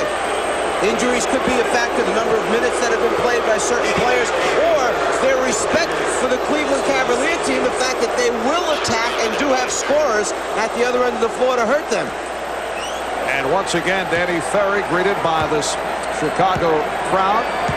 It was Ferry who was involved with Michael Jordan in that scuffle on Monday. Ferry taking a punch at Jordan, ejected, fined $5,000. Here's Price for 3. Mark Price on fire. He has 21 points. And Chicago now leads 65-59. Cavaliers have found the touch from 3-point range in the second half. They've hit on 4 of 4 from downtown. Here's Jordan to the left hand. And things are heating up at both ends. The Bulls 67. The Cavaliers 59.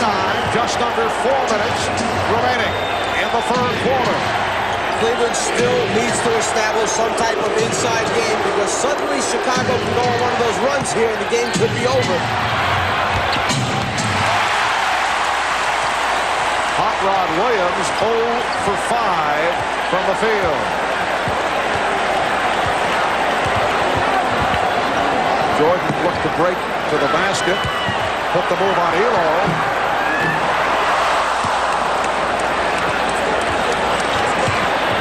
Cavaliers now have Elo and Price at the guards. Doherty, Williams, Ferry up front. Nance and Sanders sitting down after picking up their 5th foul. Jordan is playing with 4. Shot clock down to 6. Doherty. And Pippen to the boards. Lost it. Ferry for Williams. Back to Ferry. And he blew the layup. Williams on the follow. Danny Ferry firing a brick at the glass. Just a backboard pass. It all depends how you look at it. 67-61. Chicago. And Jordan was pushed. When you know that everybody is on your case, sometimes when little things like this come up and the opportunity's there for a score, you got to make, do I want it? Does he want it? Do I give it to him? The ball out of his hands. A lot of pressure on Danny Ferry. Danny Ferry acquired in the most controversial trade in Cavaliers history. And Danny hearing it from the crowd. It was Ferry and Reggie Williams to Cleveland for Ron Harper. 2 first-rounders and a second-round pick.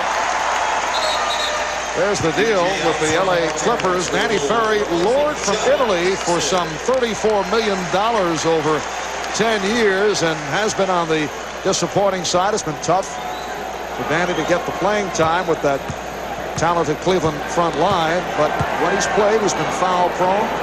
Speed a question mark for a small forward. And the other question at this point is, he's strong enough to play power forward. I just think as he goes on here in the NBA, Danny Ferry is going to settle into what his role is. Coming off the bench, he'll be a very good basketball player, doing his job, being a good defender, boxing out, knocking out a few open shots, and a very good passer. The basket counts. It's a goaltend plus the foul. Foul call on Livingston.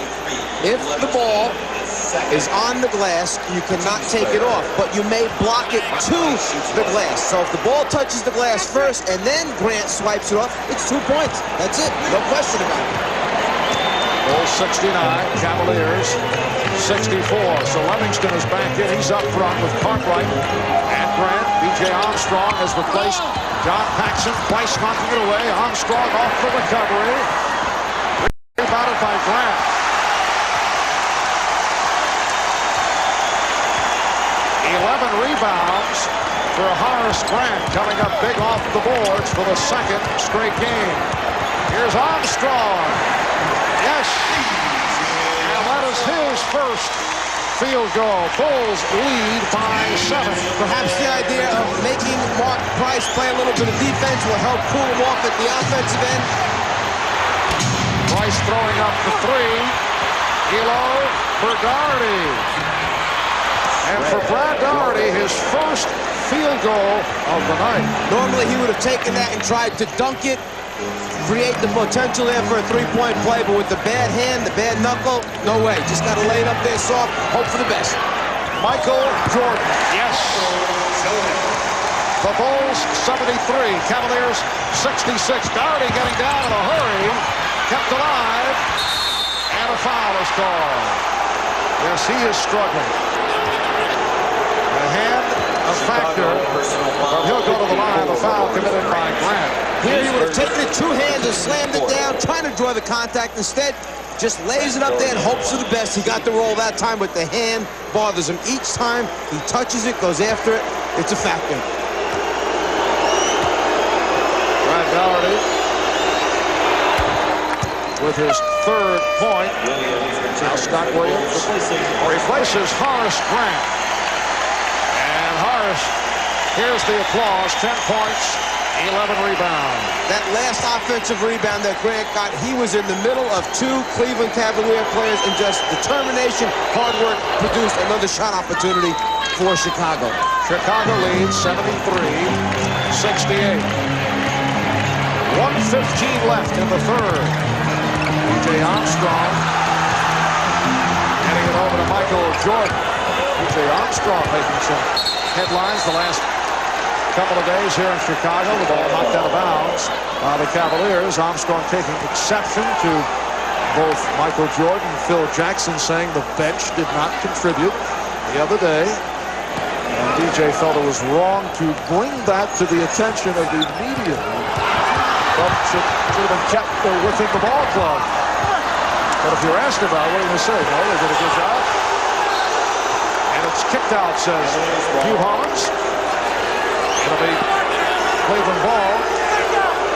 Armstrong saying the criticism was unjust. Well, Hot Rod Williams outscored the Chicago bench by himself.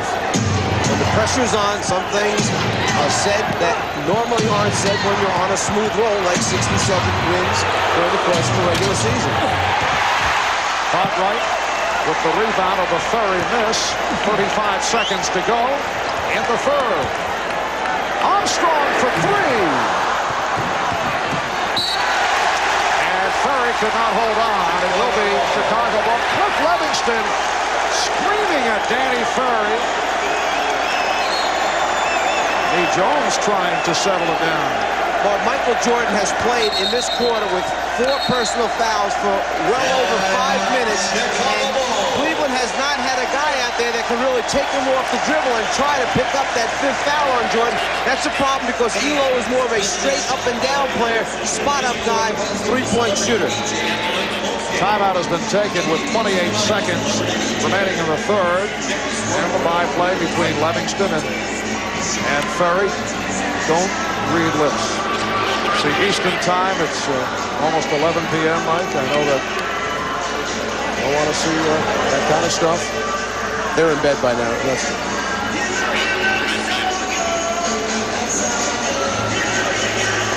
Well, a look at NBC's primetime NBA schedule. Tomorrow night, Portland and Utah. Terrific game last night, won in overtime by Portland, despite the injury suffered by John Stockton, who sat out the second half. Utah able to hang in. Delaney Rudd came off the bench, did a nice job. They go at it tomorrow night. Dick Enberg, Steve Jones, and Earvin Magic Johnson. That's tomorrow night, 9 p.m.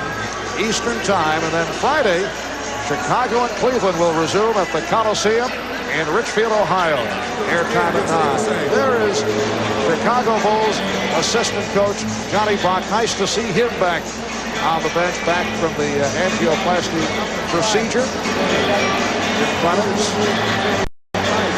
to his right. That's Winter, the other Bulls assistant. Under the head man, Phil Jackson.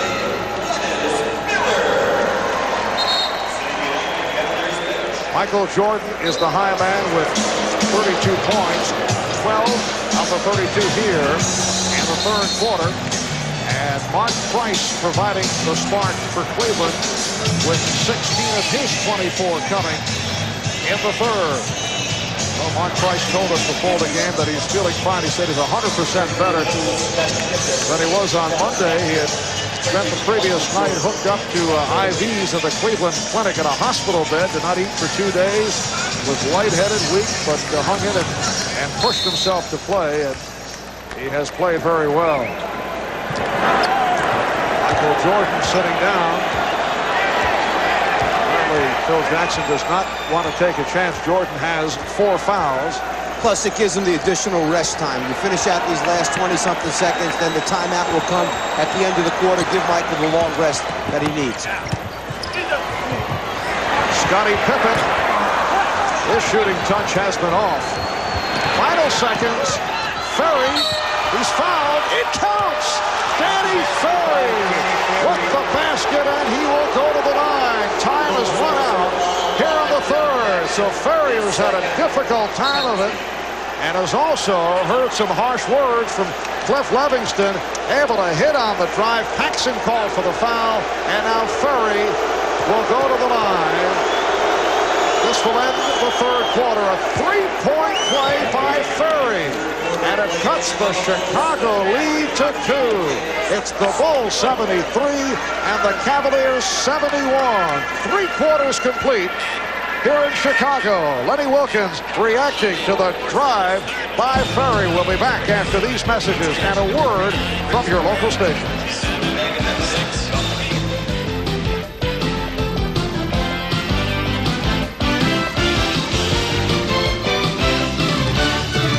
If you don't have to, you don't want to shoot the ball too quickly to end the quarter. Chicago did it. Gave Cleveland a chance to push it back. And Price gives it up to Ferry. And if Mark Price did it with the thought in mind that, hey, this guy's been struggling, the crowd's on him, let's try and help him get it off his back, well, it was a terrific move because Ferry, that might just be the thing he needed to be a contributor for the remainder of the series. And Lenny Wilkens will stay with Danny Ferry as we open up in this fourth quarter. The Cavaliers outscoring the Bulls 33-27 in the third. They are within 2. Chicago has led by as many as 9. Chicago ball as we open up in the fourth.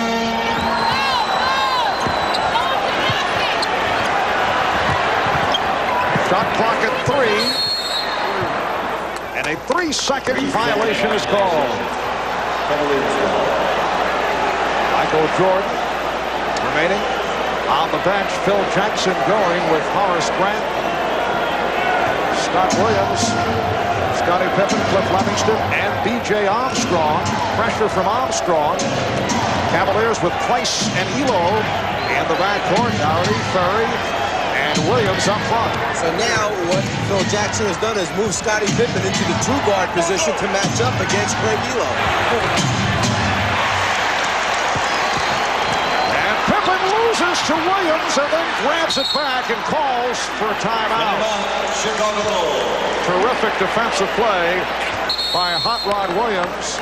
The Bulls take a 20. Scott Williams shaken up.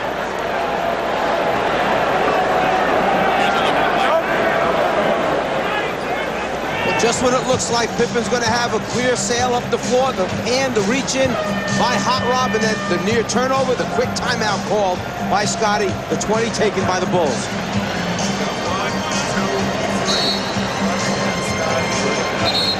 This has been a close game throughout. The last time the game was tied was at 30 apiece in the second quarter. The Bulls have led most of the way, and they've led by as many as 9. Now, Terrell Brandon has checked in, and Cleveland goes with a 3-guard alignment.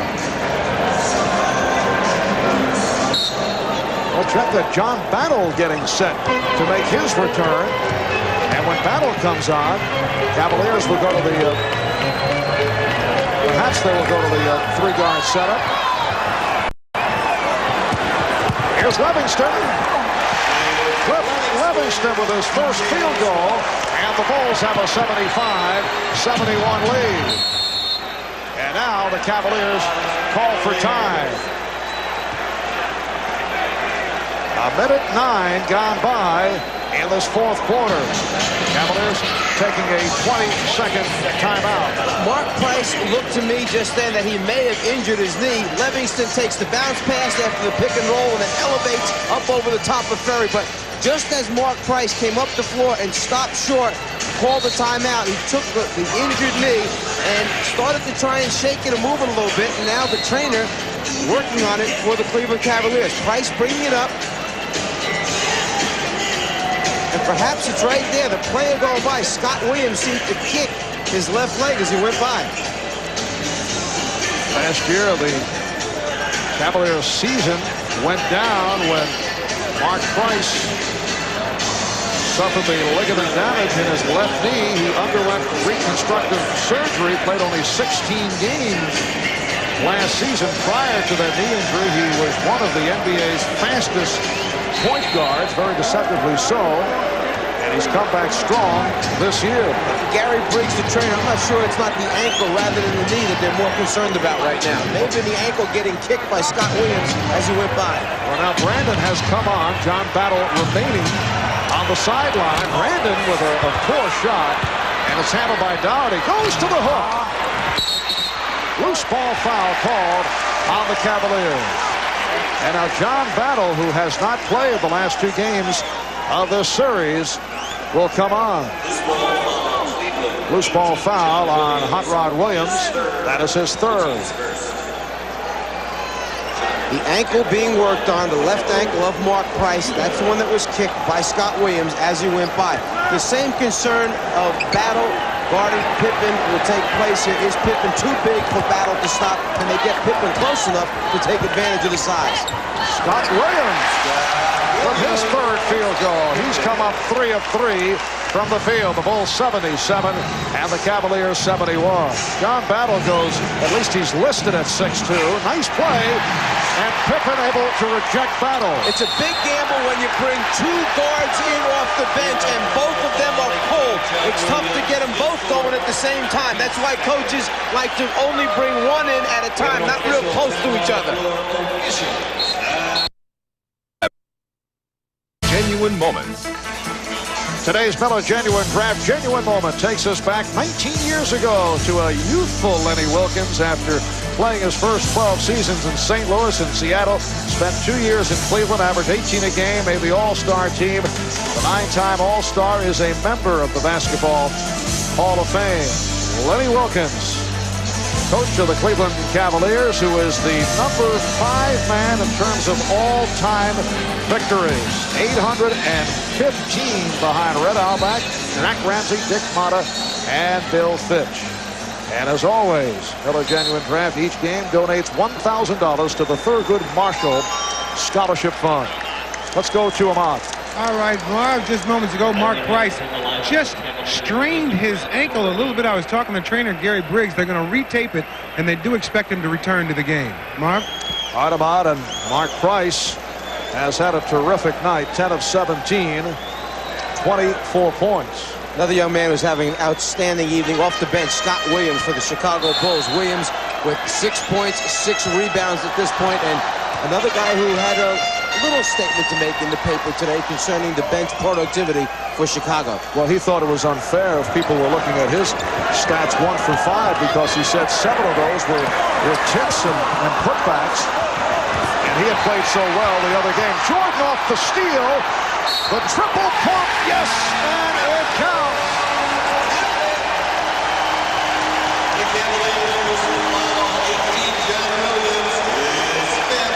I'm not so sure that Michael Jordan didn't walk over to him after he made the basket. The bounce pass, couple pump fakes in here to get the defense in the air, and then the conversion. When Jordan walked over, he may have just said, relax, there's a lot of time left in this game. Don't get too excited. And John Williams with his 5th. Cavaliers having their difficulties here in the early portion of the 4th quarter. They're 1 for the last 8 overall. That goes back to the 3rd quarter. And they have not scored here in the 4th with 2.5 gone by. Chicago in the midst of a 6-0 run here at the start of the 4th. Pippen jumping out, nearly came up with it. Nance is rejected. And a loose ball foul called on Chicago. Now Mark Price getting set to return. Horace Grant called for the foul, his 2nd. Coming into this game, both teams with the same number of block shots, but as far as this evening, a 9-2 advantage in favor of Chicago.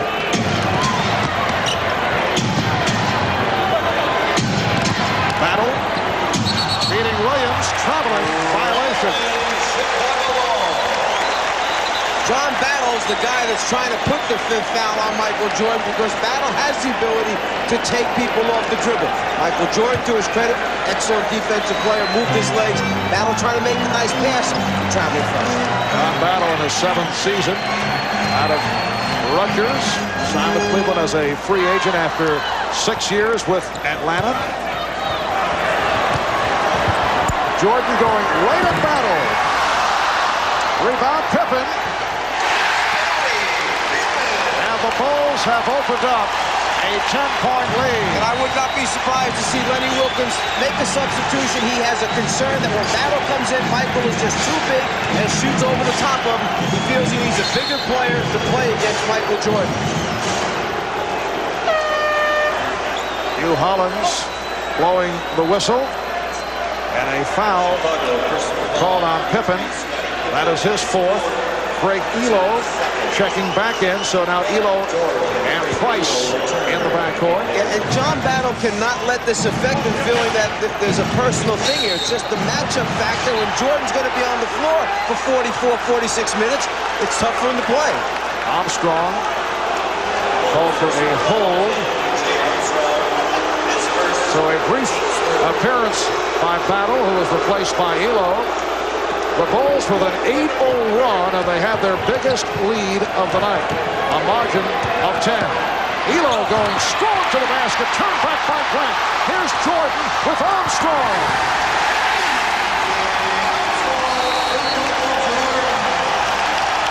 Cavaliers call for time. A team of streaks. You must stop the runs by the Chicago Bulls. The defense of the Bulls, 10 block shots in this game already. And then the ability to change ends of the floor and get quick scores. If you play with Chicago and let them get the runs, the game can be over suddenly.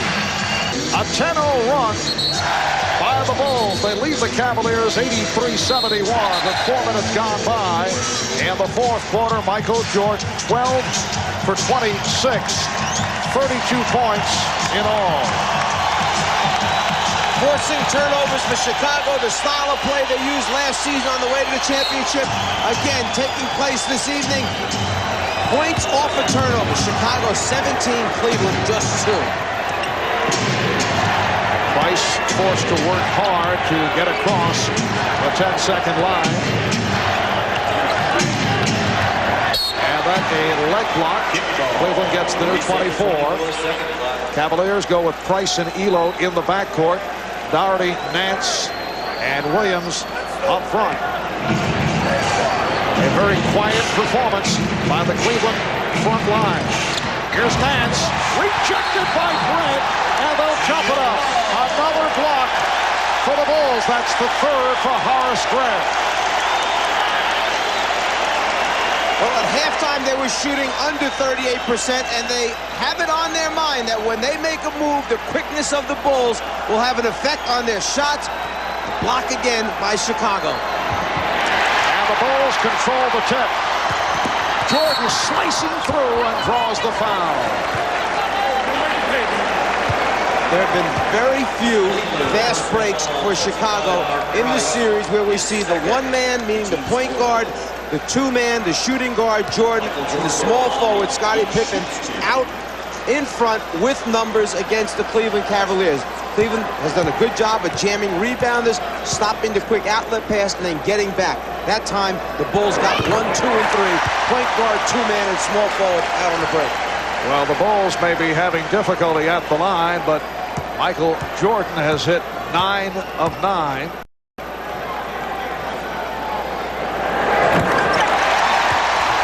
Bulls pulling away here in the fourth, and they lead it 85-71.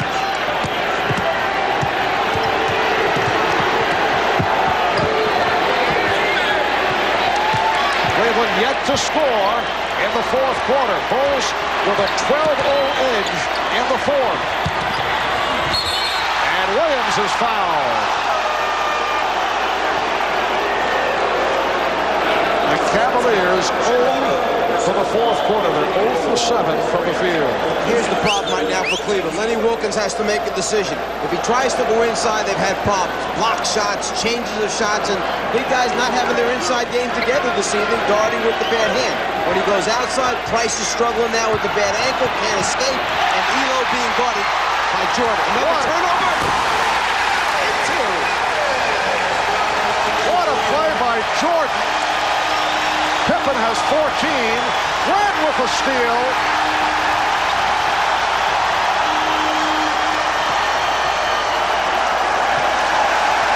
Chicago has outscored Cleveland 14-0 in this fourth quarter. They're trying to get the ball over to Scott Williams, who was being guarded by Price. Now Elo runs over to help out.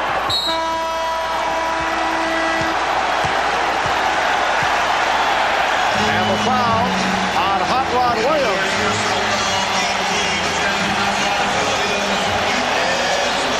They cannot fall asleep against the Chicago Bull defense. An example of the aggressiveness was the steal by Grant, and now the sixth foul on Hot Rod. He's out of the game, such a big factor in game number 4. Hot Rod tonight with just 6 points, although he did have 11 rebounds.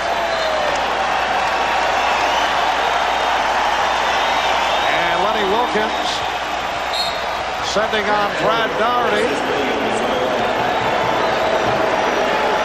Brad Daugherty, who injured his finger earlier in the game with only a 1 for 10 for 4 points.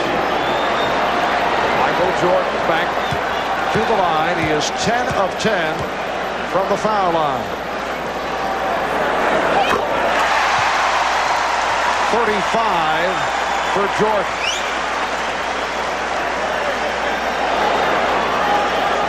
The Cavaliers with the last score in the third quarter. That's the three-point play by Danny Ferry with the drive and then the free throw. Since then, Chicago has reeled off 15 unanswered. Price with the 3-on-2 stopped by Pippen. No backcourt violation because it was knocked to the backcourt by Pippen, but a foul has been called. Mark Price re-injured that ankle again in the scuffle for the ball on the floor. Pippen may have landed on Price's injured ankle. Foul was committed by Grant. We have got almost half the fourth quarter, and the Cavaliers yet to score. The quick hands, and then right there, Price loses control, and now in the scramble for the ball, there he goes down, turns it again over Pippen. Brad Daugherty, 2 of 2 from the line, and And that is Cleveland's first point of this fourth quarter. Chicago with 15 consecutive. And Price goes back to the bench.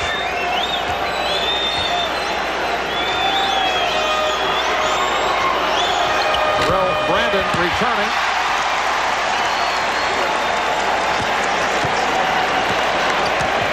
Scott Williams has come up with a 7th rebound. He has 8 points, 2 blocked shots. Tremendous all-around effort by Williams. You know, when Phil Jackson was talking about Pippen in the papers today, he mentioned Pippen playing well doesn't mean he has to have 25 points. I take that triple-double line right now, 14 points, 13 rebounds for Scottie Pippen. Michael Jordan has 37. The Bulls 90. And the Cavaliers 72 with 5:40 remaining in the fourth. In fact, Phil's numbers may have been exactly 14, 14, and 10. He said, I'd be very happy with that kind of game. Chicago has outscored Cleveland 17-1 in the fourth quarter. Foul committed by Williams, his third. Brandon shaken out. 42, Scott Williams, his third. Jordan feels it. Knows he can get in the seam off Elo almost any time he wants. It's just a matter of whether or not there's going to be help coming over, and then Jordan with the basket.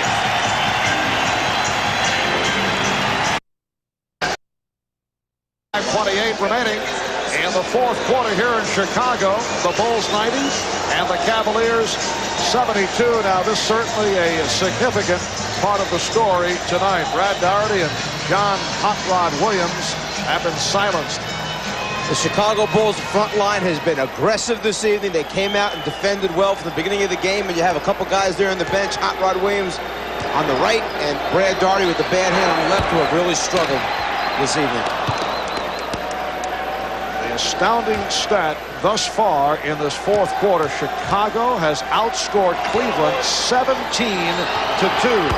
Make it 3 off a 15-0 run.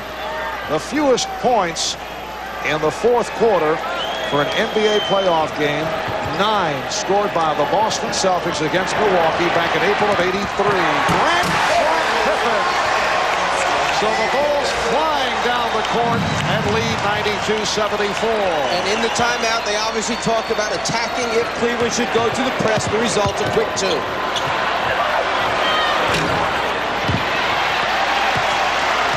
We're approaching 5 minutes remaining in the fourth. The Bulls seeking to take a 3-2 lead on the Cavaliers. Jordan gives it right back. Here's Armstrong. Good play by Brandon. Got a piece of it. Sanders lost it. Pippen for Jordan. He blew the layup, but it's put back. Scott Williams, 5 of 5 from the field for 10 points, along with the 7 rebounds. Cavaliers have not been able to convert a field goal, as you see, in close to 7.5 minutes. And counting. Jordan with the recovery, getting it back to Armstrong. Too far underneath the backboard to try any type of shot, so he just kicks it back out. Michael Jordan starts over. Cavaliers 0 for 9 in this fourth. Scott Williams continuing his night of perfection. 6 of 6, 12 points, 7 rebounds. It's a 23-3 advantage here in the fourth for the Bulls. More rebounds, numbers on the break for Chicago. Look out, Armstrong. Yes, it counts. A foul committed by Brandon.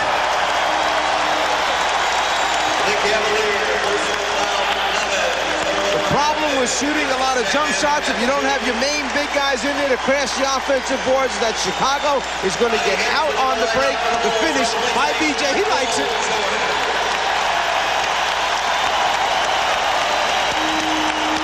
Standing ovation for Michael Jordan. Still bothered by congestion. Slight sore throat, as he put it.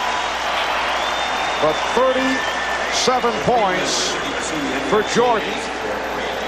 Scottie Pippen with 14. And Scottie Pippen also did it off the boards. 13 rebounds for Pippen. Bobby Hansen has checked in for the first time. B.J. Armstrong completing the three-point play. This will allow Bobby Hansen to tell his grandchildren someday that he shared playing time with Michael Jordan in the backcourt.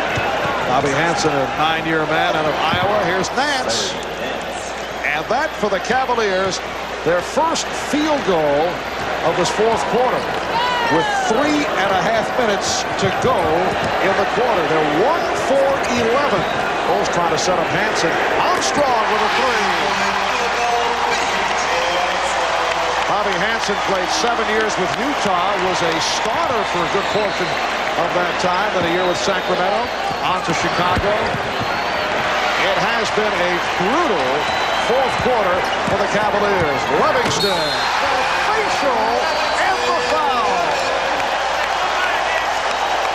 Well, once again this evening, a few factors hold up. The team that scores and wins the first quarter scoring battle goes on to win the basketball game. And then the next thing is the team with momentum. It means nothing coming into this game between these two teams. And Larry Nance has fouled out.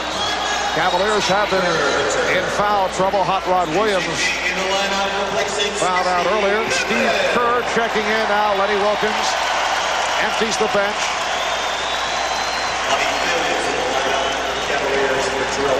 Bobby Phills, the rookie out of Southern University, has come on. The Bulls, incredibly, have outscored the Cavaliers 31-5 here in the fourth quarter. And getting back one of those missed free throws for the Chicago Bulls, able to run more time off the clock now.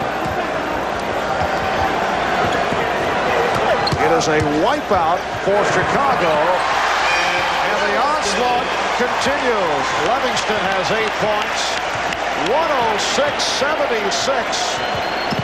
And this was a close ball game right through 3 quarters. Furry gets the three. And that is greeted by the crowd. The Bulls 106, the Cavaliers 79.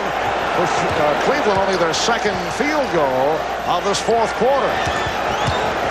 Stacey King has come on for the first time up front, along with Livingston, who's spinning and hitting. Scott Williams up front with Cliff Livingston, Stacey King. 2 minutes to play in the ball. And we're under 2 minutes remaining in the fourth.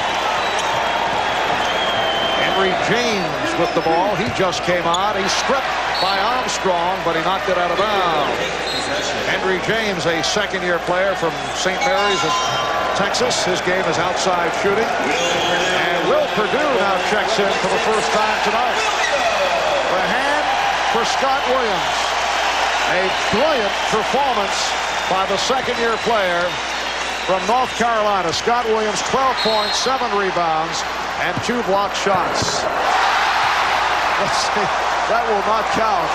But when things are going well and you feel it, just throw it up there and anything could happen.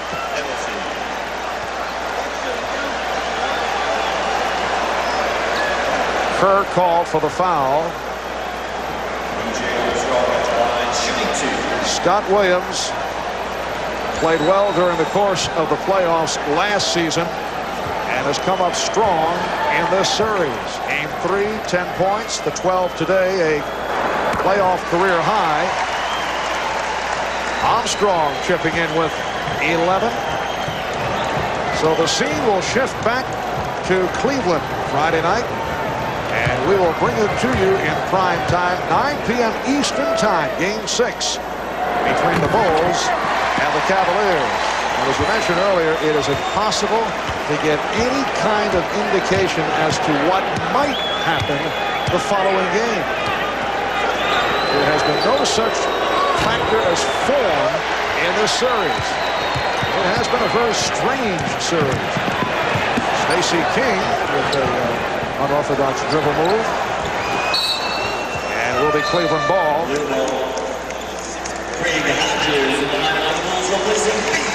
Tomorrow night, Portland and Utah resume at Salt Lake City, Game 6. And then Friday night it will be the Bulls and the Cavaliers in Richfield. 9 o'clock Eastern time starts. Both nights. Kerr with the bucket. And the foul. Called on Hodges. So the Cavaliers have been outscored here in the fourth quarter 37-10. They have been blown out by the defending NBA champion Chicago Bulls. Chicago last year, when they were making all those statements defensively, would be able to shut teams out and, just as happened this evening to Cleveland, make those great runs to end games suddenly. As Phil Jackson said earlier, this team won by an average of more than 10 points per game. The fans may have gotten a little too comfortable. Stacey King with a flagrant no question about the intent, and Steve Kerr with some words for King. Look out, Ferry wants to get a piece of it. The Bulls off the bench. The Cavaliers also involved. A little payback from Stacey King. No question about the intent. With King clobbering Ferry. Well, that goes back to the last game when Danny Ferry took the shot at Michael Jordan in that situation at the end of the game. King, just a little retaliation payback, as you mentioned. And now a little dip into the pocketbook for Stacey King. Certainly will be fined by the NBA office. That's a flagrant. That also means ejection for Stacey King. Very safe time of the game to do it with 1:02 remaining. There's an A and a B to that flagrant foul rule. The A, the 2 free throws, the ball out of bounds, not necessarily an ejection. This one, where the official feels there's intent to harm or unnecessary roughness taking place, the ejection, 2 free throws, and the ball back out of bounds again. Stacey King, ejection.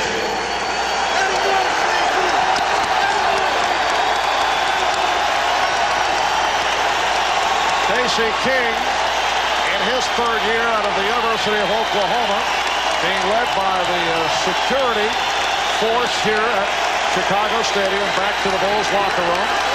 And here's the applause from the crowd.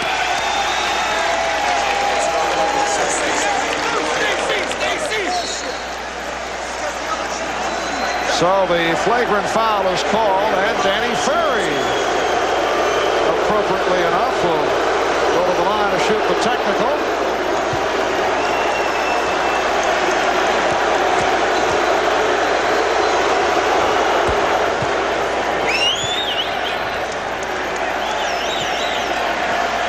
Ferry with the breakaway, fast break opportunity. King taking him down right there, and that a retaliation for Game 4 when Ferry threw the punch at Michael Jordan. And John Battle able to hit. So the Bulls now lead 110-86 with just under 1 minute remaining in the game. Livingston rebounded by James.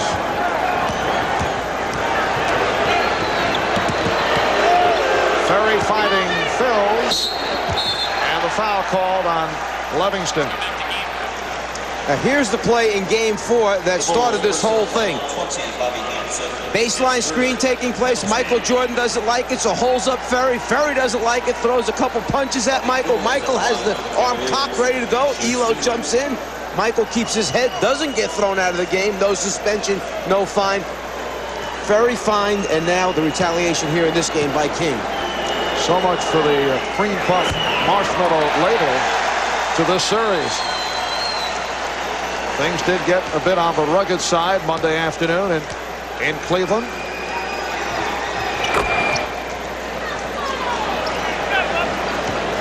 The Bulls 110 and the Cavaliers 87. A 37-16 advantage for Chicago in this fourth quarter. Bulls bench accounting for 26 of those points here in the fourth. Hansen unable to hit. Down to 20 seconds. Ferry fires to Battle.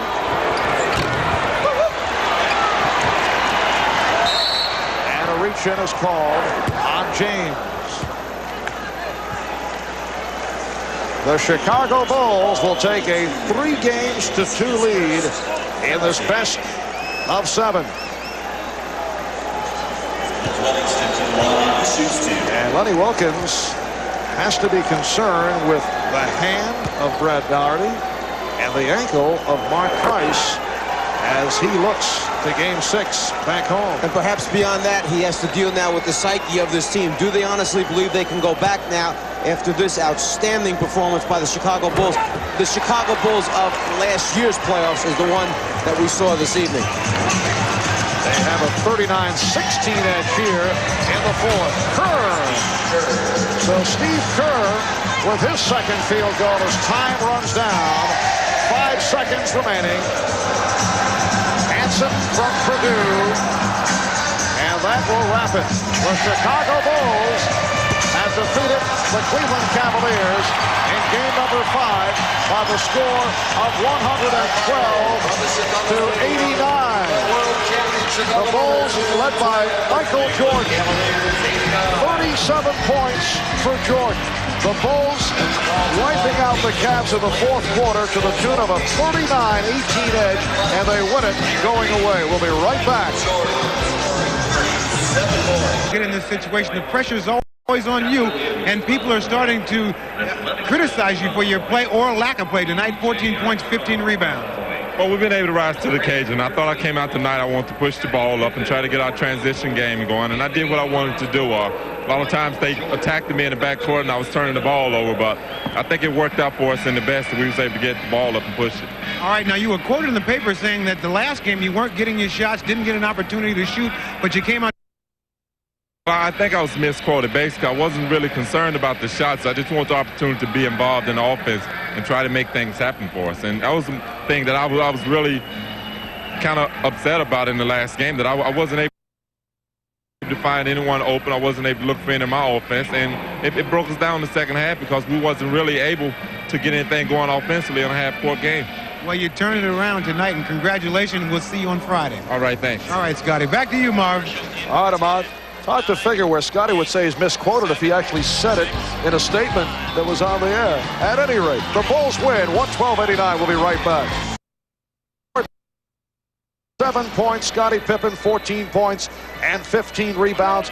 Mark Price had the touch tonight, 24 points for Price, but the Cleveland front line did not have a good one. Brad Daugherty 1 for 10. And Larry Nance, 4 for 11. Hot Rod Williams, 1 for 6 from the field. Yes, and tomorrow when we pick up the newspapers, we will forget about all the quotes. We'll forget about how poorly the Chicago Bulls were playing. We'll forget about the crowd and move on to the next game, which we will know nothing about or what to predict. All right, and tomorrow night, Game 6 of the Western Conference Finals, Utah and Portland. That's tomorrow night, 9 p.m. Eastern Time, 6 p.m. Pacific, right here on NBC. Coming up after your late local news, it's The Tonight Show with Jay Leno. For Mike Fratello and Ahmad Rashad, I'm Marv Albert. Again, the final score, the Chicago Bulls over the Cleveland Cavaliers, 112-89. This has been a presentation of the NBA on NBC.